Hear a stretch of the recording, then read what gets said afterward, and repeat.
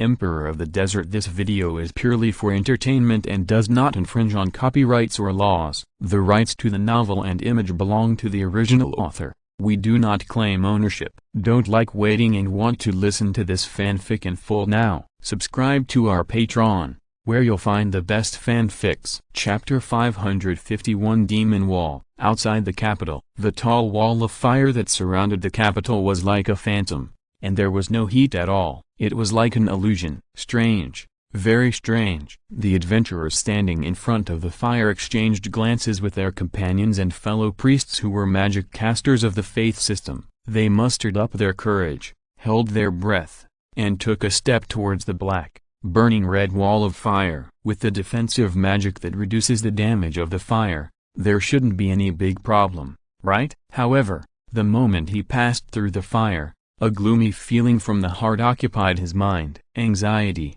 jealousy, anger, laziness, sadness, vanity, depression, pain, rage, hatred. All kinds of negative emotions kept pouring out from the bottom of his heart. As the negative emotions poured out, the body of the young adventurer was changing. Fangs, sharp teeth, wings, curved demon horns. The adventurer who passed through the fire turned into a demon. However, his changes were completely invisible to the people on the other side. In their field of vision, their companion, although young, was a very reliable captain. He turned around, smiled at them, and said in a voice that was not much different from usual, "No problem at all, it's safe. This flame is an illusion." After hearing the captain's safety declaration, the following team members were still a little worried, but they did not doubt him, because they believed that everyone took steps towards the wall of fire after their priest teammates cast defensive magic to reduce the damage of the flames.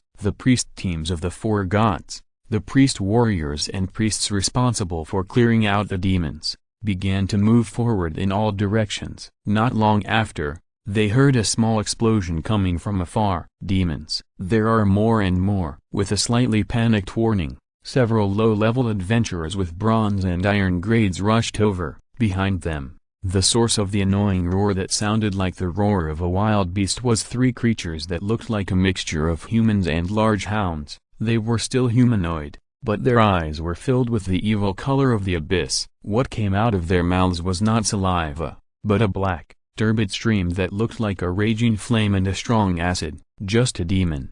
Purify it. Flame God, purify this evil monster with flames. The priests and warriors, wearing white robes with flame patterns, prayed to the god of fire and swung their swords. The swords wrapped in flames slashed at the three demons that rushed over. The three demons were easily killed by the priests and warriors. However, they felt something was wrong. How should I put it? The clothes on the three demons. That's right, these three demons were wearing human clothes, simple and even a little tattered. They felt a bit like the homeless people in the slums on the edge of the capital. These three demons were not as difficult to deal with as imagined. At this time, another roar sounded, like the roar of a wild beast, and countless scarlet lights shone in the darkness. A pair of demon eyes emerged in the night, and the number 20, 30, go this way. Cover Mr. Momo, praying to the water god of her faith. Lacheus slightly turned her body to avoid the sharp claws,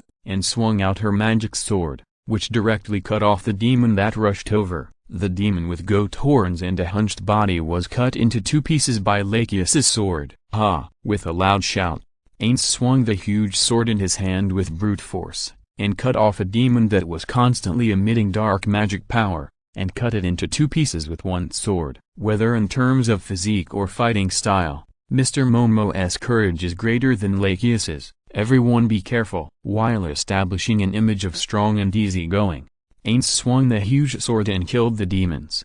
However, he felt a little strange in his heart. Were these demons summoned by Ulbert or Demiurge? These are not monsters that appear in games. Ainz can guarantee that he has never seen such monsters in games. So, while beheading the monster, he couldn't help but feel doubtful. Nabe, who used the third-level lightning magic to shoot the demon, also showed the same expression in her eyes when she looked at Ainz. Something is not right. Ainz's voice rang out. Hearing the words Mr. Momo, the low-level adventurers were shocked. The middle-level adventurers entered a slight battle posture, and the high-level adventurers became alert and looked around. As for the Blue Rose people, who were fine steel level and super high-level adventurers, they stared in several directions. The low-level adventurers had no idea where the enemy was and were a little panicked. The middle-level adventurers also didn't know where the enemy was and were a little nervous. The high-level adventurers could vaguely sense that the demon had come nearby, but they couldn't accurately determine the location. The people of the Blue Rose had already noticed the specific location of the enemy. 6 light slashes. Gaze opened his lips and roared like a tiger. In that shout, there was all the strength from the depths of his heart and soul. Facing the demons rushing from all directions, Gaze fused martial arts. 6 light continuous slash has a major weakness. 6 light continuous slashes to accelerate the body to the limit, and quickly launch 6 slashes as if they were launched at the same time. Such a martial art will make the body unable to bear the heavy load of slashing at the same time, and the attack will be deflected and scattered. The hit rate of this slash is low, and Gaze will only use it when he is surrounded on all sides and facing multiple enemies. And now, at this time, Gaze fused this martial art without hesitation. However, the 6 slashes were enhanced by the powerful props equipped by Gaze, and corrected their trajectory with extraordinary accuracy. When they slashed towards the target, there was a problem. This move was extremely difficult for humans who were called heroes and stepped into this realm beyond human beings to defend against, but it was blocked. With the physical strength of the human race, it is almost impossible to block all the slashes, but the slashes were blocked. It is not an ordinary demon, because he felt the threat approaching quickly from all directions. He subconsciously used this martial art in an emergency. He didn't see the enemy, but now,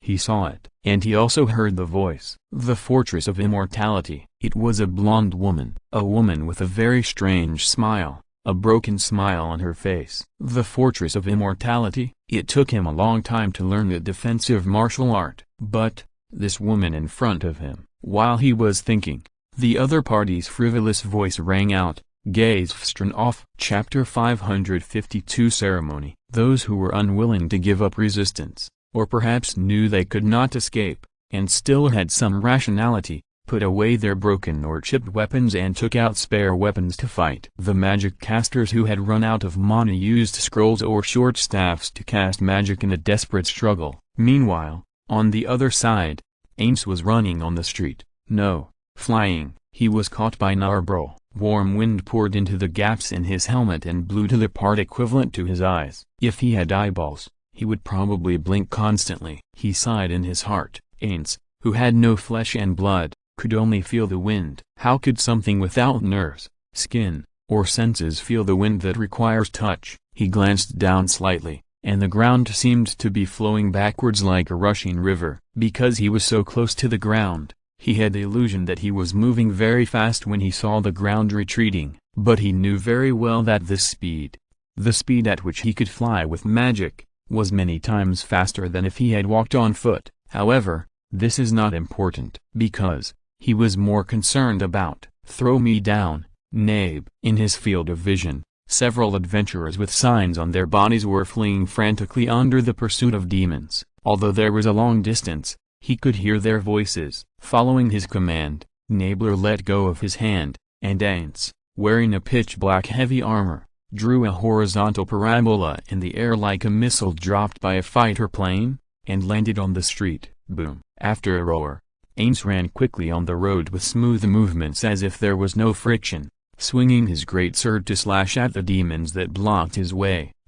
Relying only on the physical strength that he had reached because he had reached level 100, Ainz swung the great sword and killed all the demons that gathered from the surroundings and roared like beasts. The crazy demons approached Ainz from all directions and attacked him. They surrounded Ainz from all directions, leaving no gaps. However, the attack had no effect at all. Even if they went around behind him, they would still end up the same. The demons were ripping their flesh and bones into pieces by the whistling giant sword at an astonishing speed. With a sound of hissing and snapping, the giant sword raised a gust of wind, killing the enemy, and the crimson cloak fluttered in the wind, creating a whirlpool-like scene of burning flames. Filthy flesh and blood flew in the sky. Behind him, The people of Kangkyangwai were speechless. All those who had eyes were speechless. Too strong. If it were an ordinary person, even Ji Gran, it would be good to be able to cut off the body of a demon by force.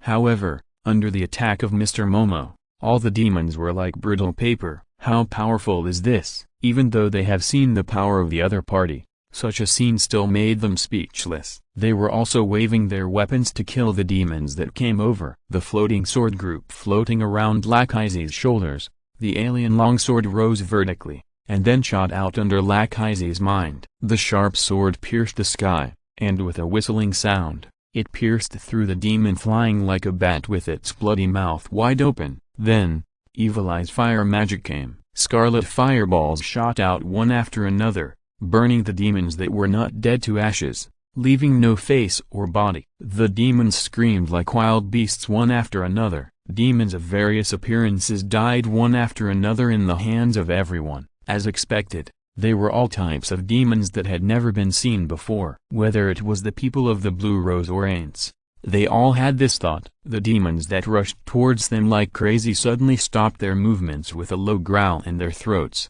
and no longer rushed towards them like moths to a flame as before. They wandered in place. Is it rational now? Ames had this thought. Be careful, Mr. Momo. It was not the voice of the rescued adventurer. Those few people fled for their lives. Although they noticed the movement behind them, they did not dare to look back and ran for their lives. The voice came from the masked vampire girl Evil Eye among the Blue Roses. She issued a warning. With her voice, the demons abandoned their previous madness and began to line up as if they had received an order. They lined up in front of Ants, Nabe, and the Blue Roses. Unlike the random attacks so far, the Blue Roses showed uneasiness. As if they had noticed something, the Blue Roses all clenched their weapons and became alert. No matter how stupid Ants was, he realized that something was wrong. When they clenched their weapons, the group of demons opened their mouths in unison. Then, these human-shaped demons seemed to have their minds and bodies separated. While staring at Ants and others,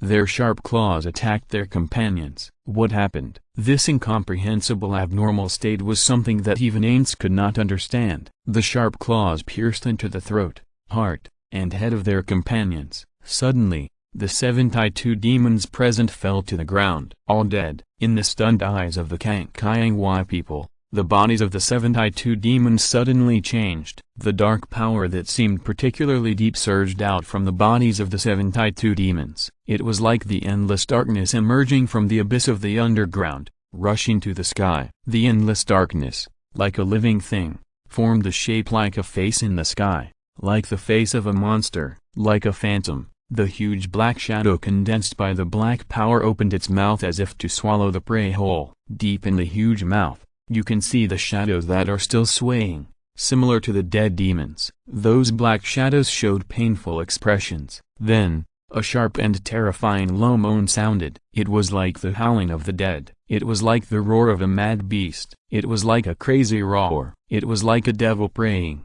This sound was not an attack. Ames realized this while taking a defensive stance. This low hum was more like the chanting of a spell. Along with the crazy low hum, a huge black vortex unfolded in the sky. A demon poked out from the vortex. The demon was about 3 meters tall. The muscular body was covered with reptile scales. A snake-like tail was rolling with black flames. If you are listening to this novel on a channel other than Fanfic World, it means they downloaded and uploaded it without effort. We cordially invite you to visit our channel, Mundo Fanfic Novelist. There you'll find the original version of this story and you can explore many other novels of various genres. We are waiting for you to immerse yourself in a world of incredible novels. Chapter 553 Purgatory. Ulbert's death. No, it's more like a dragon's tail than a snake's tail. Ames's eyes were focused on the dark gold demon's head. That head was like a lizard's. Dragon man? Demon? As Ames was making his judgment, the dark gold demon that emerged from the vortex suddenly spread its huge membrane-like wings folded behind it and flat in the air, as if a cold black wind that could swallow up light and heat was sweeping around. It wasn't as if, it was actually like that. Every time the wings flapped, the light and heat around would disappear in a large area. If he didn't have the racial skill dark vision, he would lose the opponent's vision. But even so, under the dark vision, The black flames burning in the opponent's eye sockets still made Ainz feel a sense of pressure, a demon species he had never seen before. When this thought came to his mind, Ainz couldn't help but wonder again, where's Ulbert? Where did Ulbert go? The black pillar of fire just now should have been a signal from Ulbert. At this time, the dark gold demon said, "Undead, you dared to break into the altar of my lord." Undead? Has his identity been discovered? False intelligence didn't work? As soon as this sentence came out, Ainz couldn't help but be shocked, and the Blue Rose people following him couldn't help but be a little confused. Before, Ainz had taken off his helmet and showed them his face. Although they were not from the nearby race, like the human race in the south of the Scythian theocracy, they would not be misunderstood as undead. But, the demon said undead? Undead are the enemies of all living things. Although it is not like humans who hate undead under the influence of religion, other non-human countries will not welcome undead. If Mr. Momo is an undead. But at this time, they found that Evil Eye seemed to be a little bit wrong. Evil Eye was indeed wrong, because she was a vampire, an undead. The words of the dark golden dragon-like demon, the word undead, in her eyes, were referring to her. However, no one had time to think about it. The dark golden demon spread its wings, and a cold, dark storm swept out, and at the same time a terrifying terror came. Ainz, who used the skill of perfect warrior, had no way to use any magic skills. However, without using magic skills, he had no way to resist such an attack. So, there was no other way. The dark armor instantly disintegrated, and a gorgeous skull wearing a black and purple robe like a bachelor's robe appeared in the eyes of the Blue Rose. Only the head that was exposed was a skull without any flesh. The large empty eye sockets flashed red and black light, and the back of the head emitted a black light like a halo. An extremely evil monster. The moment they saw the true face of Ainz, the Blue Rose people had such thoughts in their hearts. The great magician of the dead. The minds of the Kangkayangwai people emerged with an undead that was extremely rare, but difficult to deal with even for the Mithril level team, and also very difficult for the Fine Steel level team. No, it's the ruler of death. When they were in disbelief, with mixed emotions of surprise, anger, and other complex emotions in their hearts, a frivolous male voice sounded in their ears. A blonde male youth, wearing strange clothes that seemed to have no defensive power at all. When did he appear? The Kangkayangwai people had no time to think about this question. In the field of vision, the dark golden demon, with its wings raising a black storm, had already arrived. And a spherical black translucent light film emerged from the body of Momo. Although it seemed to be just a layer of bubbles, it blocked all the black storms that were like sharp blades and flames outside. Looking at this scene, the young man, or Qin Ren, stood there with his hands in his pockets, and said to Ainz, "Don't worry, your companions can't get in, and Jaldabeth can't help you either." Qin Ren stretched out his hand, and a dark crack appeared beside him. As Qin Ren grasped, a gray-haired demon with a goat's head was caught by Qin Ren. Mirror image. Ulbert's mirror image was directly captured and absorbed by the Book of Demon God when it materialized. Qin Ren's palm, which looked less than half the size of Ulbert's claw, easily pinched his neck. Mirror image. Ulbert was firmly strangled by Qin Ren's throat. Ulbert. Such a scene made Ainz excited immediately. Even though he was forced to calm down by the racial skill,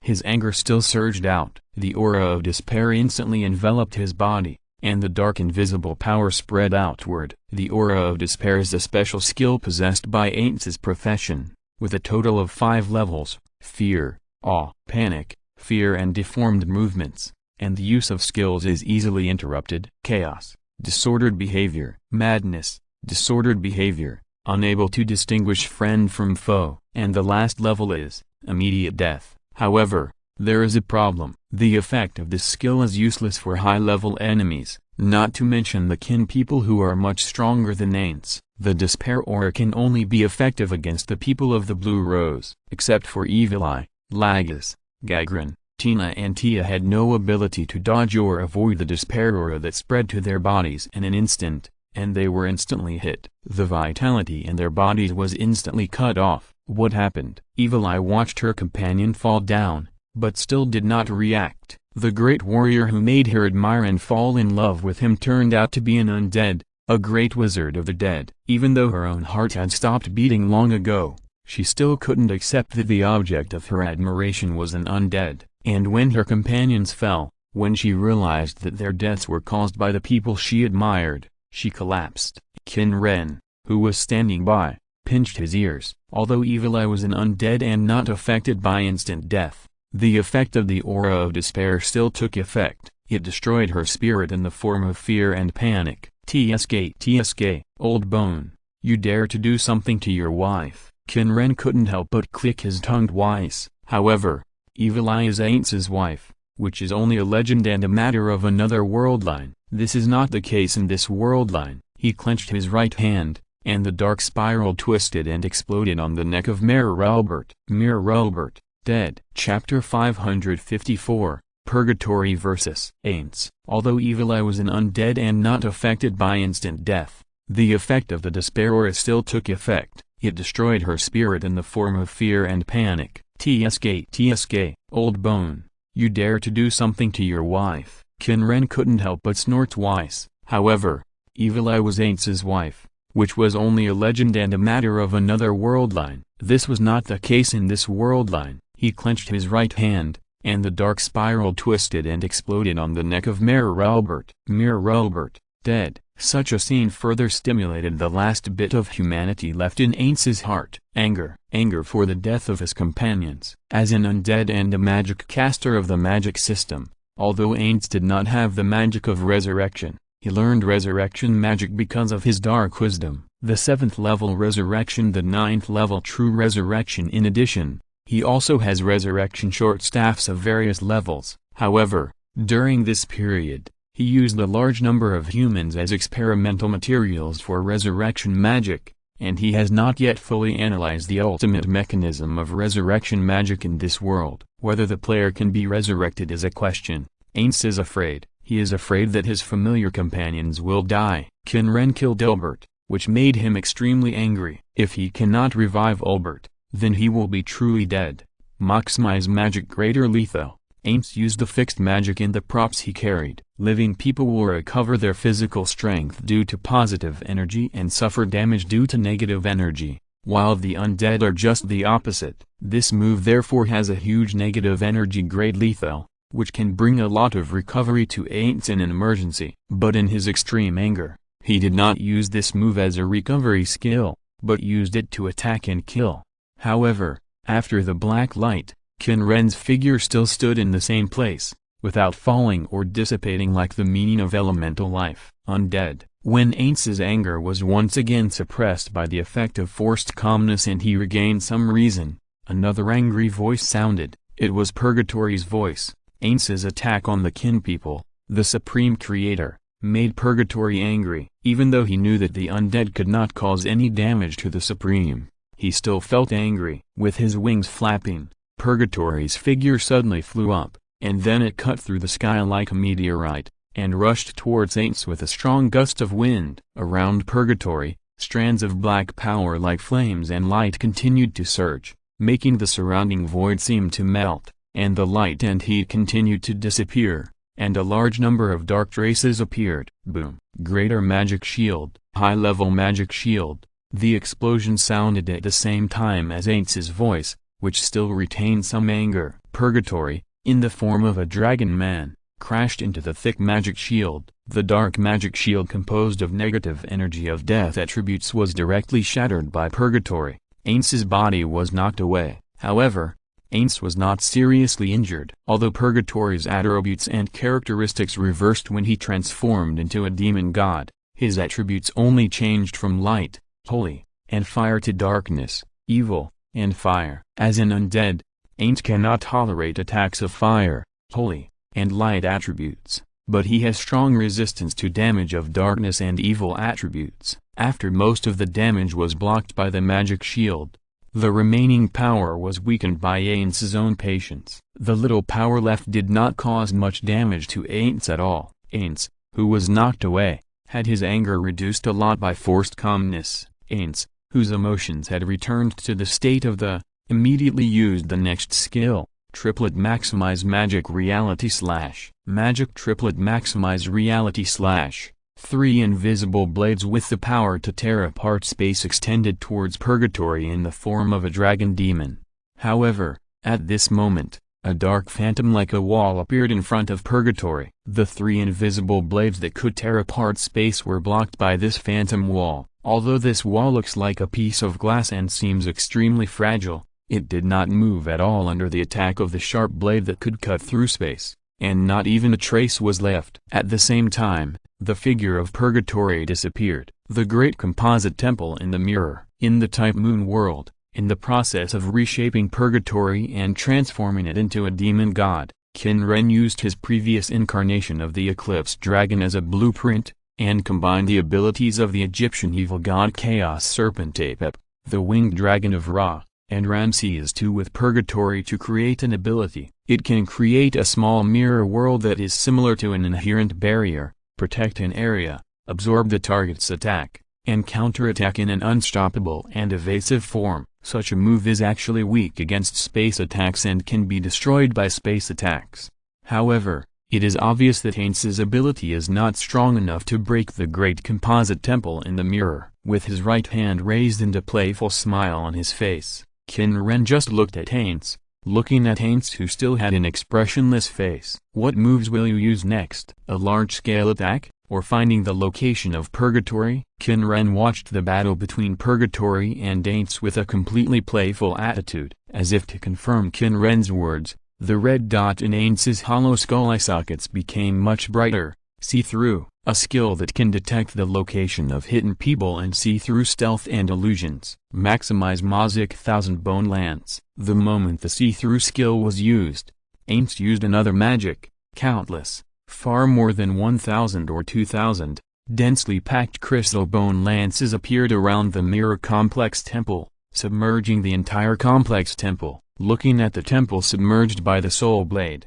Aintz's face was expressionless. But in his heart, Ainz became nervous. The magic did not have the desired effect, and the next moment, purgatory's counterattack arrived. Boom! A dark beam of light burst out from the great mirror composite temple, and purgatory, whose body was covered with smooth scales like the surface of a mirror, rushed out with a beam of light. Maximize magic astral smite. Ainz roared, and the dark force in the shape of a ball rushed towards purgatory head-on. Chapter 555, Escape is impossible. The nether strike can hit non-physical targets. Using methods such as mist or spiritization to evade the attack will also hit you. Purgatory, who was rushing towards Saints from the mirror world, directly collided with this dark ball of light. Attacking the mirror image of the target from the mirror world is not omnipotent. As long as you have abilities related to light attributes, you can detect the attack. As long as you have abilities related to dark attributes,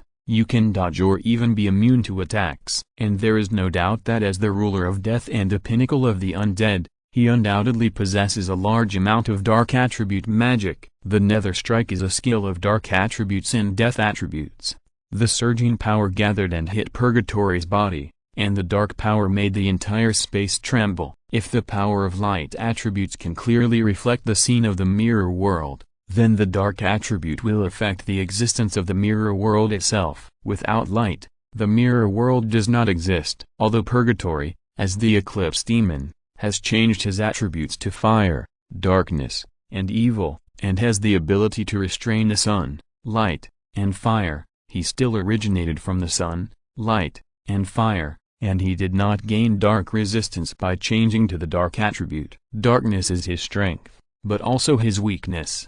However, such an attack is not enough to kill Purgatory, and it is even impossible to cause any damage to Purgatory. After all, this is an avatar, the incarnation of the demon, Purgatory's skill. This is the black flame avatar he created by gathering the power of the eclipse. After being hit by the netherworld, the surface of Purgatory suddenly shattered, revealing the flesh and blood inside. Like a flame, the black flesh and blood is constantly swaying. Moreover, unlike the avatar used as a disguise and to deceive the enemy, the black flame avatar summoned by the demon incarnation has a specialized internal structure, abandoning other skills. and strengthening the eclipse-related skills. Its attack strength is even greater than that of the original body. The black flame clone that was hit by the nether blow instantly turned into a dark skeleton, a black flame skeleton that looked very similar to Ain's. Maybe it should be called skeleton flame? A word popped up in the mind of the onlooker Qin Ren, but for some reason, he always felt that this word was a bit familiar, as if he had seen it before. The characteristics of the demon god incarnation are mirroring characteristics, which will change according to the target of attacking it. The demon god incarnation attacked by Ain's instantly reflected Ain's posture. Everyone can feel that the skeleton composed of the dark power like flames has an extremely strong aura of darkness and death. It is different from Ain's. If Ain's is the attribute of death, darkness, and evil, then the demon god incarnation that reflects Ain's posture also has the attribute of fire, flame lung funeral. The demon god incarnation used a skill, the power of Hobby, the baboon-headed god and one of the four canopic gods, sons of Horus, the Egyptian god of kingship, was transformed into a breath of black flame in the hands of the demon incarnation, gushing out from the mouth of the incarnation. In the eyes of the onlookers, in the eyes of Ain's,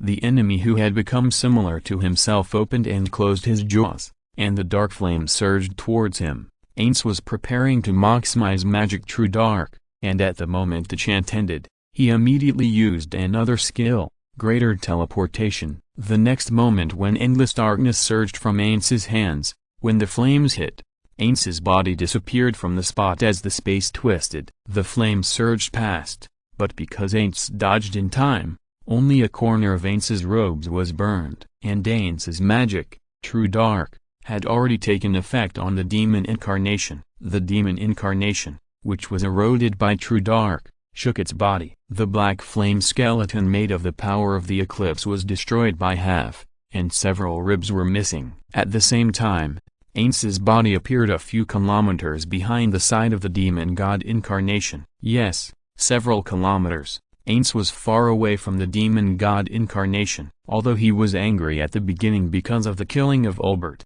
his anger disappeared at a very fast speed as time passed. By the time he started fighting with the demon god incarnation, his anger had completely disappeared. When his reason returned to the high ground, Ain's certainly would not continue to fight the enemy. There is no doubt that this enemy has the same or even higher strength as him. Although Suzuki Satoru's humanity and emotions are being erased by the characteristics of being an undead, Suzuki Satoru's knowledge and habits that have nothing to do with emotions are still preserved. It is Ain's habit as a player to retreat and organize information after understanding the enemy's skills and combat habits, and then fight after being prepared. Now, although he had not figured out all the enemy's skills or combat habits, it was not Ain's habit to fight to the death when facing a strong enemy. Fortunately, he had ordered Nabe to leave immediately to inform the others in Nazarick. He had to leave here first, return to Nazarick, and gather everyone back. Ulbert's death was a big deal, Ain's thought calmly. The anger caused by his feelings for his companions had been suppressed and wiped out. Although he would still feel angry when thinking about it again, it was less than before. His eyes swept towards the firewall, thinking about how to deal with it if there were traps set here to prohibit space transfer or other traps to prevent or track teleportation. After adding a few complete unknowability, false intelligence middle dot skill, false intelligence middle dot location, anti-reconnaissance, and deception intelligence to himself, he tentatively activated the teleportation magic outside the royal city with the location of the fake Nazarick as the coordinates, completely unknowable, can be invisible and make most low-level reconnaissance magic and skills ineffective against him. False intelligence middle dot skill, it can make the magic you use look like another magic. If the enemy observes, they will see the other magic. False intelligence middle dot location, if the enemy uses the skill of tracking intelligence, they will get the location of another place. Counter-reconnaissance, it can detect the information of the pursuer. Deceiving intelligence is similar to false intelligence, but it is much more vague than false intelligence, but it covers all ranges. As long as the magic and skills of reconnaissance are used on it, false intelligence will be obtained. The disadvantage is that it is easy to identify as false intelligence. Ain's, who cast many magics and prepared for the failure of teleportation, had his vision distorted. Teleportation was successful. Chapter 556, Devil Reborn. Aints disappeared from the capital of the Kingdom of Re-Ests. At this time, Purgatory also walked out of the great composite temple in the mirror and appeared next to the demon incarnation. Looking at the direction where Aints disappeared, Purgatory turned his head and looked at Qin Ren. Supreme. Everything went well. Qin Ren shrugged his shoulders. Can the wise image of the great Supreme, who is extremely noble in everyone's mind, still be maintained? After discovering that the Supreme is not as wise as imagined, in the wolf pack whose loyalty is gradually disappearing, will the Wolf King be bitten to death? Or, at this point, Qin Ren's eyes turned to Purgatory, and a meaningless smile appeared at the corner of his mouth. You can try it too. Supreme. Hearing this, Purgatory immediately lowered his head. No need to say anything like dare not. Qin Renxu sat in the air, intertwining his fingers, with a malicious smile on his face. Although I created you, you are demons. Betrayal, fraud, and killing are the norm for demons. I hope your betrayal can bring me enough fun. Don't worry, although I will suppress you when you betray, I will not kill you. I am looking forward to your betrayal. After saying this, Qin Ren waved his hand, and Purgatory and his demon incarnation disappeared together. Although he was looking forward to it, their strength was still far inferior to his will incarnation, not to mention his body. Even if it was a betrayal, Qin Ren could easily suppress it. There is one thing that can be done even if you are weak. If you really do this, it will be very interesting, but it cannot be allowed. Although it would be very interesting if the Nine Pillars demon guide really did that, Qin Ren would also be really troubled. That thing was a real threat to him. However, it seems that this matter is not entirely harmful to him. Maybe he can find out the truth. But what if they succeed and the other party takes him as the primary target of attack? No matter how you think about it, this possibility is not low. There are both advantages and disadvantages. Forget it. Let's not think about it for now. Qin Ren turned his eyes and scanned the surroundings. Only the bodies of Evil Eye and the others of Blue Rose were left at the scene. Looking at Evil Eye, Qin Ren smiled and said, "Little vampire, do you want to revive your companion? Then become my subordinate and my toy." Although the instant death effect was exempted, Evil Eye was still defeated by Aints' desperate aura. She raised her head with empty eyes and looked at Qin Ren. Because of the word resurrection, Evil Eye's eyes regained some light. However, it was obvious that her consciousness had not yet recovered. She only had a slight reaction to the word resurrection. Instinct? Subconscious? Qin Ren touched his chin, and a few words emerged in his mind. I'll give you 3 seconds. If you don't answer, it means you agree. Qin Ren said to Evil Eye with a smile. Evil Eye didn't respond, and continued to stare at Qin Ren with an extremely empty look. 3. No sound. 2. No answer. 1. No response. Okay, the deal is successful. Happy cooperation. Qin Ren smiled and stretched out his hand, and pressed his right hand on Evil Eye's head. Demon rebirth. Evil, dark, and turbid power poured into Evil Eye's body, visible to the naked eye.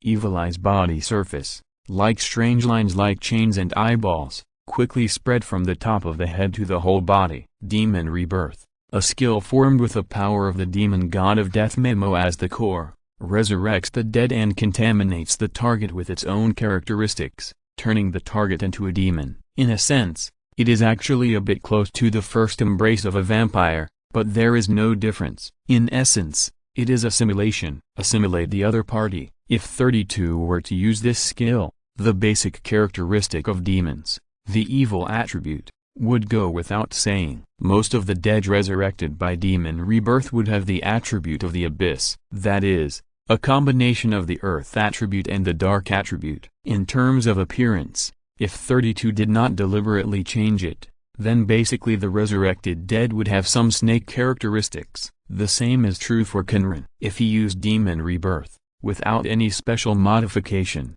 most of them would move closer to the true form of his will incarnation. The giant eye that was entangled by chains and looked like a symbol. The eye in the door is a good example. However, although Qin Ren's current true form is no longer a human form, his aesthetics have not changed much. It doesn't mean that if you become a male snake, you will like female snakes. It is quite curious for a little girl to have a single eye on her face, or to have a huge single eye grow on her chest and abdomen. Qin Ren does not have that kind of habit. Following Qin Ren's will, the power surging in Evil Eye's body changed its trajectory. The lines that spread across Evil Eye's body, like chains and eyeballs, also changed their trajectory and converged towards the position of her eyes.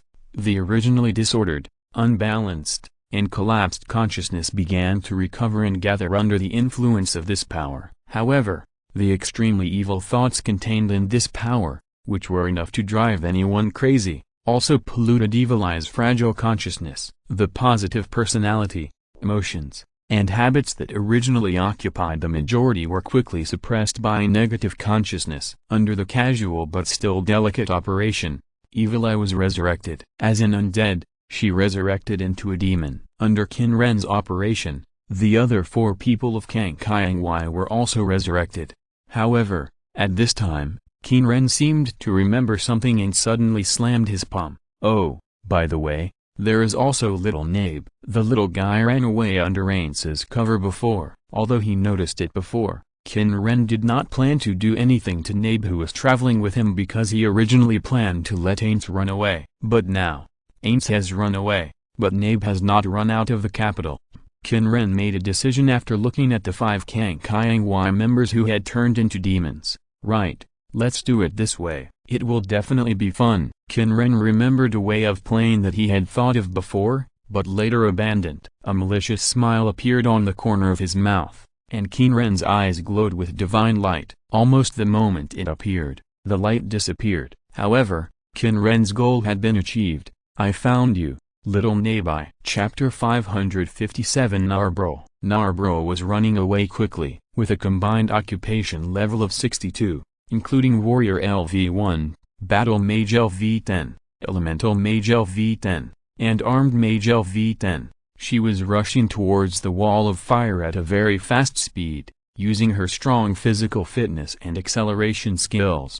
However, at this moment, her appearance had changed. The beautiful face that people had dubbed Meiji had disappeared, and on that head, there were 3 holes that looked like bowling balls. No, not just the face. The entire head was in the shape of a bowling ball, without any hair or anything like that. This was her true form. Her race was Double Phantom, a creature that could change its form at will. As the race level increased, the number of forms she could transform into would also increase. For example, Pandora Actor, a creature of the same race as Ain't Sama, who was created by Ain't Sama, could transform into 45 forms. However, Pandora Sama's race level was 45, while hers was only 1. The total level was 63. Apart from her original form, the only form she could change into was that of a maid. Now, what she had to do was to complete Lord Aintz's orders, return to Nazarick alive, and pass on the message to Lord Albedo. However, she found that, unlike usual, when she left Lord Ainz and began to escape, she could not communicate with Nazarick, Lord Ainz, Lord Albedo, Lord Sebastian, or anyone else in the Pleiades. Unlike other adults who needed to consume scrolls to communicate, she had the special skill of rabbit ears, which allowed her to transmit information without consuming scrolls. However, this skill was easily obscured and interfered with when communicating. From what she had just seen, there was no doubt that Lord Ainz was in a tough fight, facing an enemy of the same level as the Supreme Being. It was not unbelievable that her skills would be obscured and interfered with. Instead of thinking about why, it was more important to leave here. However, humans appeared on her escape path. As she shuttled through the winding streets at a very high speed, in front of her, a man's roar sounded with the radiance of metal. 6 light slashes. Gaze fused 6 slashes and directly chopped away a group of demons that were attacking the adventurers. Water speed. As the shadows like water flashed by, more than a dozen demons were chopped down like butter being cut by a burning blade. Beside him, hundreds of spears stabbed out with a roar, piercing through the demons, blocking the way one by one. The soldiers guarding the royal city, led by Gaze, killed and cleared the increasing number of demons. When Nabe saw a large number of humans, she transformed from her original form into a beautiful maid. Gaze killed several demons again, and his vigilant eyes inadvertently passed by Narbrul, who was running quickly. "Miss Nabe?" Gaze called out Nabe's name subconsciously. It was hard for anyone to forget the magic caster who had reached the 3rd level as such a young age and whose beauty was even inferior to that of the Golden Princess. But Nabe didn't have the energy or time to call Gaze Beetle or something like that. "Beetle, there are enemies." Although she had such thoughts in her mind, another idea came to her mind at this time, and she immediately executed it. Use these inferior creatures to buy some time for her to escape. Humans are such inferior creatures. Hearing Nabe's voice, although he didn't react to what beetle meant, Gaze understood the words as there are beetle-like monsters and immediately turned around. The weapon in his hand, one of the national treasures of the Kingdom of Raists, Razor Edge, was aimed at the direction where Nabe was rushing. Is there a powerful enemy? Gaze's mind emerged with the demons he had encountered along the way that could force the 3rd level magic caster to escape. However, the next moment, a blonde woman with a strange smile on her face appeared. It was the one from before. Gaze immediately recalled that this was the woman who appeared in front of him not long ago. However, this time, he was not the opponent chosen by the other party. The next moment, he saw the blonde woman rushing towards Miss Nabe. "Don't run, monster, just a caterpillar." It was not the powerful pursuer she expected, but just a human. Narbrul showed a mocking smile on her face. Twin maximize magic chain drag. As the magic was chanted, Narbrul pulled her hands to both sides, and the winding dragon-shaped lightning emerged. With a buzzing sound, the lightning thicker than the arm shot out. The huge blue-white body with a terrifying deterrent power swept over the blonde woman like a dragon and snake. This terrifying lightning is a 7th level magic. On the path of the dragon lightning, several demons flapping their wings were instantly covered, and their bodies burned up in an instant. "Don't underestimate me, I'm different now." The blonde woman, Clementine, grinned, and her originally weird smile became even more frightening. Without any intention of dodging, the thunder infused with huge energy hit her hard. Although it was not a physical attack with the effect of beating and penetrating, and could not directly pierce the body of a creature, this thunder with huge energy was enough to turn enemies below the 6th level into ashes. It should have been like this. However, when the chain dragon lightning shot out from Nabe's position like a dragon and snake and fell to the ground, Clementine's figure appeared again. Nabe, who had released a strike and started to flee again, suddenly found that the woman's mouth was cracked to a larger extent than Suo Liuxian's mouth, like a snake. Moreover, pieces of black scales appeared on her body. As if it didn't hurt, the low-level creature moved towards her like a snake swimming in the water, swaying its body quickly and windingly, opening its mouth full of sharp teeth and biting her. Tsk. Narbrul frowned. Although she practiced both magic and melee attacks, she was not like a magic caster who was most afraid of being approached by the enemy. However, it was obvious that she would have a better chance of winning if she kept a distance from the low-level creature. However, she didn't have time to tangle with this low-level creature. Teleportation. Narbrul's vision immediately switched to a different scene.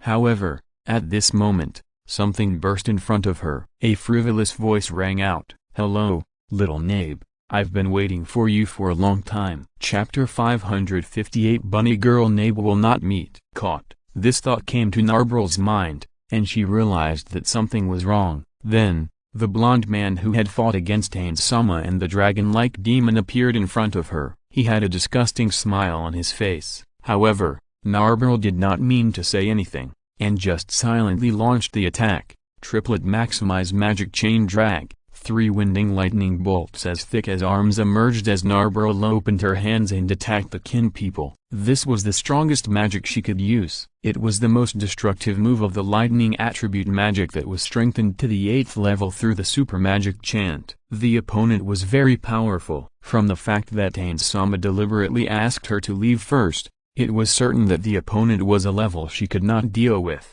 However, she still held a glimmer of hope in her heart. If it can cause serious damage or at least have a disruptive effect. While launching the chain dragon thunder again, she used 3 magics at the same time: Rabbit's Ear, Rabbit's Tail, Rabbit's Foot. As the magic was launched, cute rabbit ears appeared on Narbrul's head, a furry ball-shaped short tail appeared behind her buttocks, and a layer of white fluff was covered on her legs as if she was wearing knee-high socks. Almost at the moment when the three magics took effect, Narbrel's outfit changed. The original maid outfit instantly turned into a bunny girl outfit. Low-cut backless high heels, rabbit ears, black stockings and long legs. Qin Ren, who smashed the dragon thunder casually, saw Narbrel's outfit and couldn't help but whistled. Is this a welfare, little Nabe? Ulbert's memory emerged. Rabbit ears, strengthen perception, have a certain communication effect, and when using the rabbit ears skill, can strengthen the effect of other communication skills such as message. Rabbit tail, can reduce the hostility of the enemy, and the lower the IQ of the enemy, the better the effect. Rabbit feet, improve their own luck value, have the effect of improving dodge, critical hits, etc., and have additional effects when using some skills and props involving luck value. This is a rabbit magic with only one level. The special thing is that when these three skills are activated at the same time, if the user is a woman, the clothes will also become bunny girl clothes. This set of skills is very popular with players, especially men, because of this. However, for men, unless they are transvestite players, they will not learn such skills. Most of them are set on NPCs and NPC follower guilds. There is no doubt that Narbrel, dressed as a bunny girl, is a welfare person. However, for Narbrel, this is not a good thing. The scene of Qin Ren smashing the triple dragon thunder with his hands, in Nabe's eyes, has already shown his strength. With such strength, but not actively attacking, playing, killing, these two words came to Narbrel's mind. However, no matter what the other party thought, she had to try to escape and complete the mission given to her by Ains-sama. Biting her lips, Narbrel stopped trying to use pointless offensive magic and turned to using skills that would help her escape. Invisible. As the magic was used, Narbrel, dressed as a bunny girl, disappeared from the spot. Conceal life. Races like vampires have the ability to directly sense the breath of life. The skill of concealing life can hide the traces of life. If observed by such abilities, they will be regarded as dead objects. Greater resistance. Increases magic resistance to a certain extent and reduces the duration of negative states such as deceleration. While running away, Narbrel added various magic and skills to herself, and Qin Ren just watched Narbrel, dressed as a bunny girl, running down the street with interest, and interrupted her at the right time when she turned around several times and used teleportation magic in a place where she thought Qin Ren could not see. Playing with the bunny. Although the prototype is ditto, although Qin Ren is not a senior group player, he has come into contact with many works in the D&D series. He knows that the prototype of the double phantom race is the shapeshifter. However,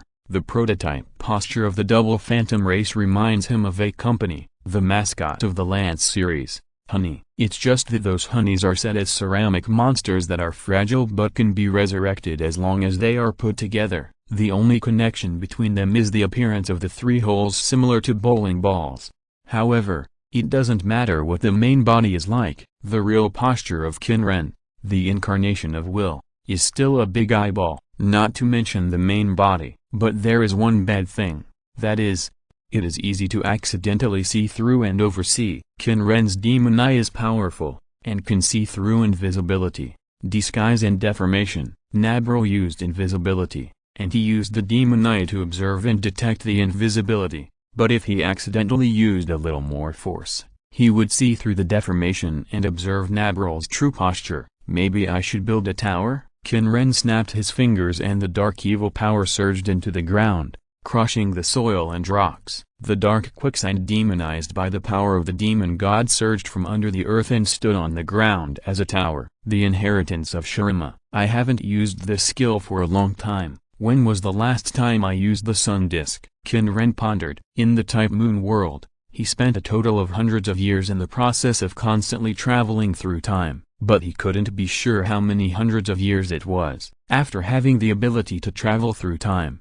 his concept of time has become blurred. The dark quicksand flew and gathered, like a whirlpool, spiraling up and rising continuously. In a short moment, it rose to the sky tens of thousands of meters high. This quicksand tower allows Qin Ren to take in the scenery of half of the planet. However, there is no need to build it so high. He is looking for fun and can't see too much. Just include this area. The quicksand tower that spread to a height of 10,000 meters shrank instantly. This time, the Shurima sun disk that appeared was different from the sacred and lofty yellow sand tower. Endless flying sand fell to the ground like a waterfall, and less than 5 meters high, it condensed into a pitch-black disk. In the center of the disk was a lifelike, living black giant eye. The giant eye trembled slightly, and its gaze converged in the direction of Narbrul. No matter how many times Narbrul turned back, no matter what magic Narbrul used, she could not escape the gaze of the black sand tower. It was as if she was locked. Chapter 559 Evidence,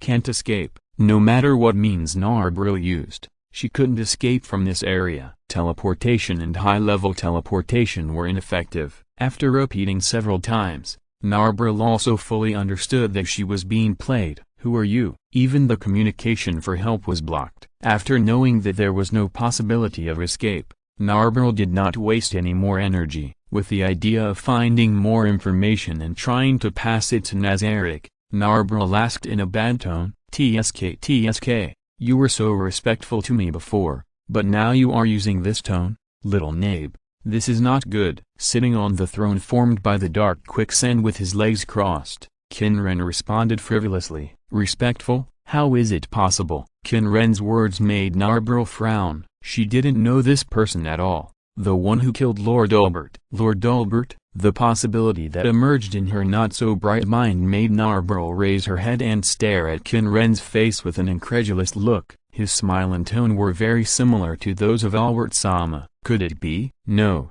it's impossible. At this moment, she heard his voice again. Speaking of which, let's forget about Momonga. But the Flame Thunder too was made by Cositas and you. Both of you are not very smart, and you haven't figured it out yet. Qin Ren crossed his fingers and said to Narbrul with a smile, just like Albert Sama's habit. He mentioned Ain't Sama's original name and also mentioned Flame Thunder too. Could it be that it's really no? It's also possible that this person has obtained Albert Sama's memory. Idrisil has various mental manipulation skills, and skills such as memory tampering and memory plundering certainly exist. Despicable. Actually, Narbrul's face showed anger, and even though she knew she was no match for the other party, she was still angry. However, at this moment, the other party's voice sounded again. "So, little Nabe, why do you think I am hostile to Momonga?" Qin Ren's face was covered with a smile. "This is not Lord Albert. This is not Lord Albert." Narbrul, who firmly did not believe that Lord Albert, one of the only two supreme beings, would betray Nazarick and be hostile to Lord Aints, repeatedly warned herself in her heart. She just raised her head and glared at Qin Ren. "So, did you know that Aints has killed Flame Thunder too, Bubble Teapot and the others, and the other 39 Supremes?" Qin Ren had a malicious smile on his face. "Do you think I will stay with him after I find out about this? I don't want to be killed by him one day." Qin Ren's words made Narbrul's eyes widen. She couldn't believe such a thing at all, and shouted angrily, "Despicable!" "You." However, she was interrupted by Qin Ren again just after she opened her mouth. "Don't you believe it? This is impossible." Narbrul roared, her beautiful face twisted with anger. "Then do you want to see it for yourself? See what Momonga did?" Qin Ren sat up straight and leaned on the throne condensed with black sand. Gray hair emerged from his body, and he changed from a blonde young man to a gray-haired demon with a goat's head. "I won't believe you." Narbrul glared at Qin Ren. No matter what means this guy who killed Albert Sama used, whether it was an illusion or tampering with memory, she would not believe it. "No, you go and see for yourself. The evidence is in Nazarick." Qin Ren tilted his head. "Do you think I would deceive you by using illusions or tampering with memory? No, there is no need. The evidence is in the treasure hall of the Great Tomb of Nazarick." The change in Qin Ren's appearance and his words shocked Narbrul slightly, but even so, she still didn't believe that the man in front of her was Albert Sama, and she didn't want to believe that his words were the truth. "Don't believe it, don't dare to believe it, and don't want to believe it. It's definitely fake. It can't be true. It's all lies. It's a trick." Whether Second Flame Thunder and the other Supremes are dead, or they were all killed by Lord Aints, The treasure hall is not connected to any class. Only those who hold the guild rank can be teleported to the entrance of the treasure hall. Qin Ren said loudly, "You are really amazing, Momonga." He asked all of us to give the rings to him for safekeeping. I actually believed him and even gave him all the equipment. Qin Ren's words made Narbrel's body tremble. The treasure hall is the secret of Nazarick. Although she also knows this place, she has never been there. The guild ring is something that only the 4 Taiwan Supremes can possess. Although she insisted that this is not Lord Albert and this is all deception, all trajectory, she still couldn't help but tremble. Qin Ren's smile became more intense, and then he continued, "The treasure hall contains a strong toxin made by the blood of Jormungandr. If you don't have items or skills that are ineffective against the toxin, you will die immediately after entering. Moreover, if you still hold the guild ring when entering the treasure hall, you will be attacked." Before the change, Momonga asked me to enter the treasure hall together, and I gave him the ring. So, Narbrel's firm thoughts were shaken a little. "If you want to see the truth, then go in and take a look at Momonga's trophies." Even my things were put on him by Momonga impatiently. "Unfortunately, I didn't die so easily." "Momonga, you are still too anxious. Although you successfully tricked my ring and equipment from me, you delayed and refused to return the equipment for various reasons, which is a bad move." Looking at the scene of fake Hulbert talking to himself in the direction of Nazarick and listening to his words, Narbrel was shocked again. Indeed, during this period, Lord Albert had no equipment on him. No, this is a trick, a scheme of the enemy. Narbrel once again reaffirmed her belief. Looking at her appearance, Qin Ren continued, "Oh, by the way, you need a ring to enter the treasury. You can't go without a ring." Qin Ren snapped his fingers, and the Book of the Demon God emerged, and a ring emerged from the ring. "Unfortunately, I have a backup plan." Qin Ren snapped his fingers, and the ring flew to Narbrel and flew into her hands. Seeing Narbrel wanting to throw it away but not wanting to, Qin Ren smiled in his heart and continued, "The password of the treasure hall is Sic habas gloriam totius mundi ideo fugita te omnes obscurus. As such, you will monopolize the glory of the world, and all darkness will stay away from you." After saying this, Qin Ren shook his arm, and Narbrel's figure disappeared from his sight. Looking at the empty scene, Qin Ren crossed his fingers again. "I'm really looking forward to it." If you're listening to this novel on a channel other than Fanfic World, it means they downloaded and uploaded it without effort. We cordially invite you to visit our channel, Mundo Fanfic Novelist. There you'll find the original version of this story and you can explore many other novels of various genres. We are waiting for you to immerse yourself in a world of incredible novels. Chapter 560, Confused Narbrel and Demiurge. Narbrel returned to the great underground tomb of Nazarick. The mound disguised as a 6-meter-high mound with dense, pointed-leafed plants growing on it was the disguise of Nazarick. Narbrel paused. Her eyes fell on the 5 large and small buildings that looked like dilapidated temples in the center surrounded by the low mounds. That was the entrance to the great underground tomb of Nazarick. However, her eyes turned to the side. Far away from the entrance of the tomb, there was an inconspicuous cabin. If she was not accompanying Ain Sama, she would sometimes appear there. Ain Sama and Albert Sama would not wear the guild ring when they went out. In this cabin, members of the Pleiades would be waiting to welcome the returning Supreme. When she appeared in front of the cabin, her elder sister, Yuri Alpha, the integrator and acting captain of the Battle Maids, appeared at the door of the cabin. The other party raised her plane glasses, and Narbrel felt the use of the detection skill.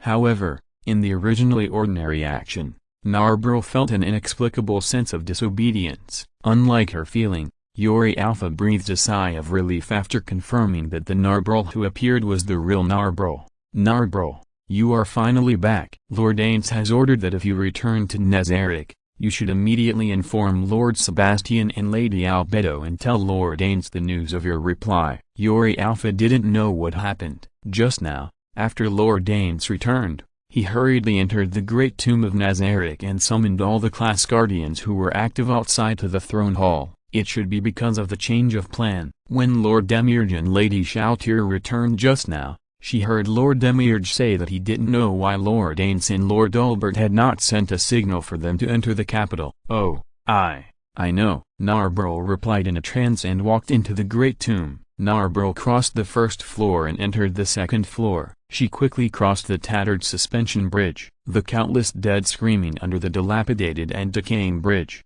which should have been pleasant to the ears, made Narbril feel a little irritated. Black Coffin, a huge black stone room, named after its coffin-like shape. This is the residence of the Territory Guardian, the Lord of Terror. Narbril, like most women in Nazarick, tried to walk as fast as possible away from the black coffin. Not long after she left, the door of the black coffin opened and a girl in a maid outfit walked out. Before the door closed, she said goodbye with a smile on her face. "Thank you for the hospitality, Lord of Terror." In the unclosed black coffin, a 30-centimeter tall upright cockroach, wearing a bright red cloak and feathers with luxurious gold edges, a crown with golden brilliants on his head, and a scepter with a pure white gem on the top, exuding a majestic and elegant temperament, nodded gently. Under its feet, in the black coffin, a dense crowd of cockroach monsters roamed around it. Just as Entoma left the snack shop and was about to leave,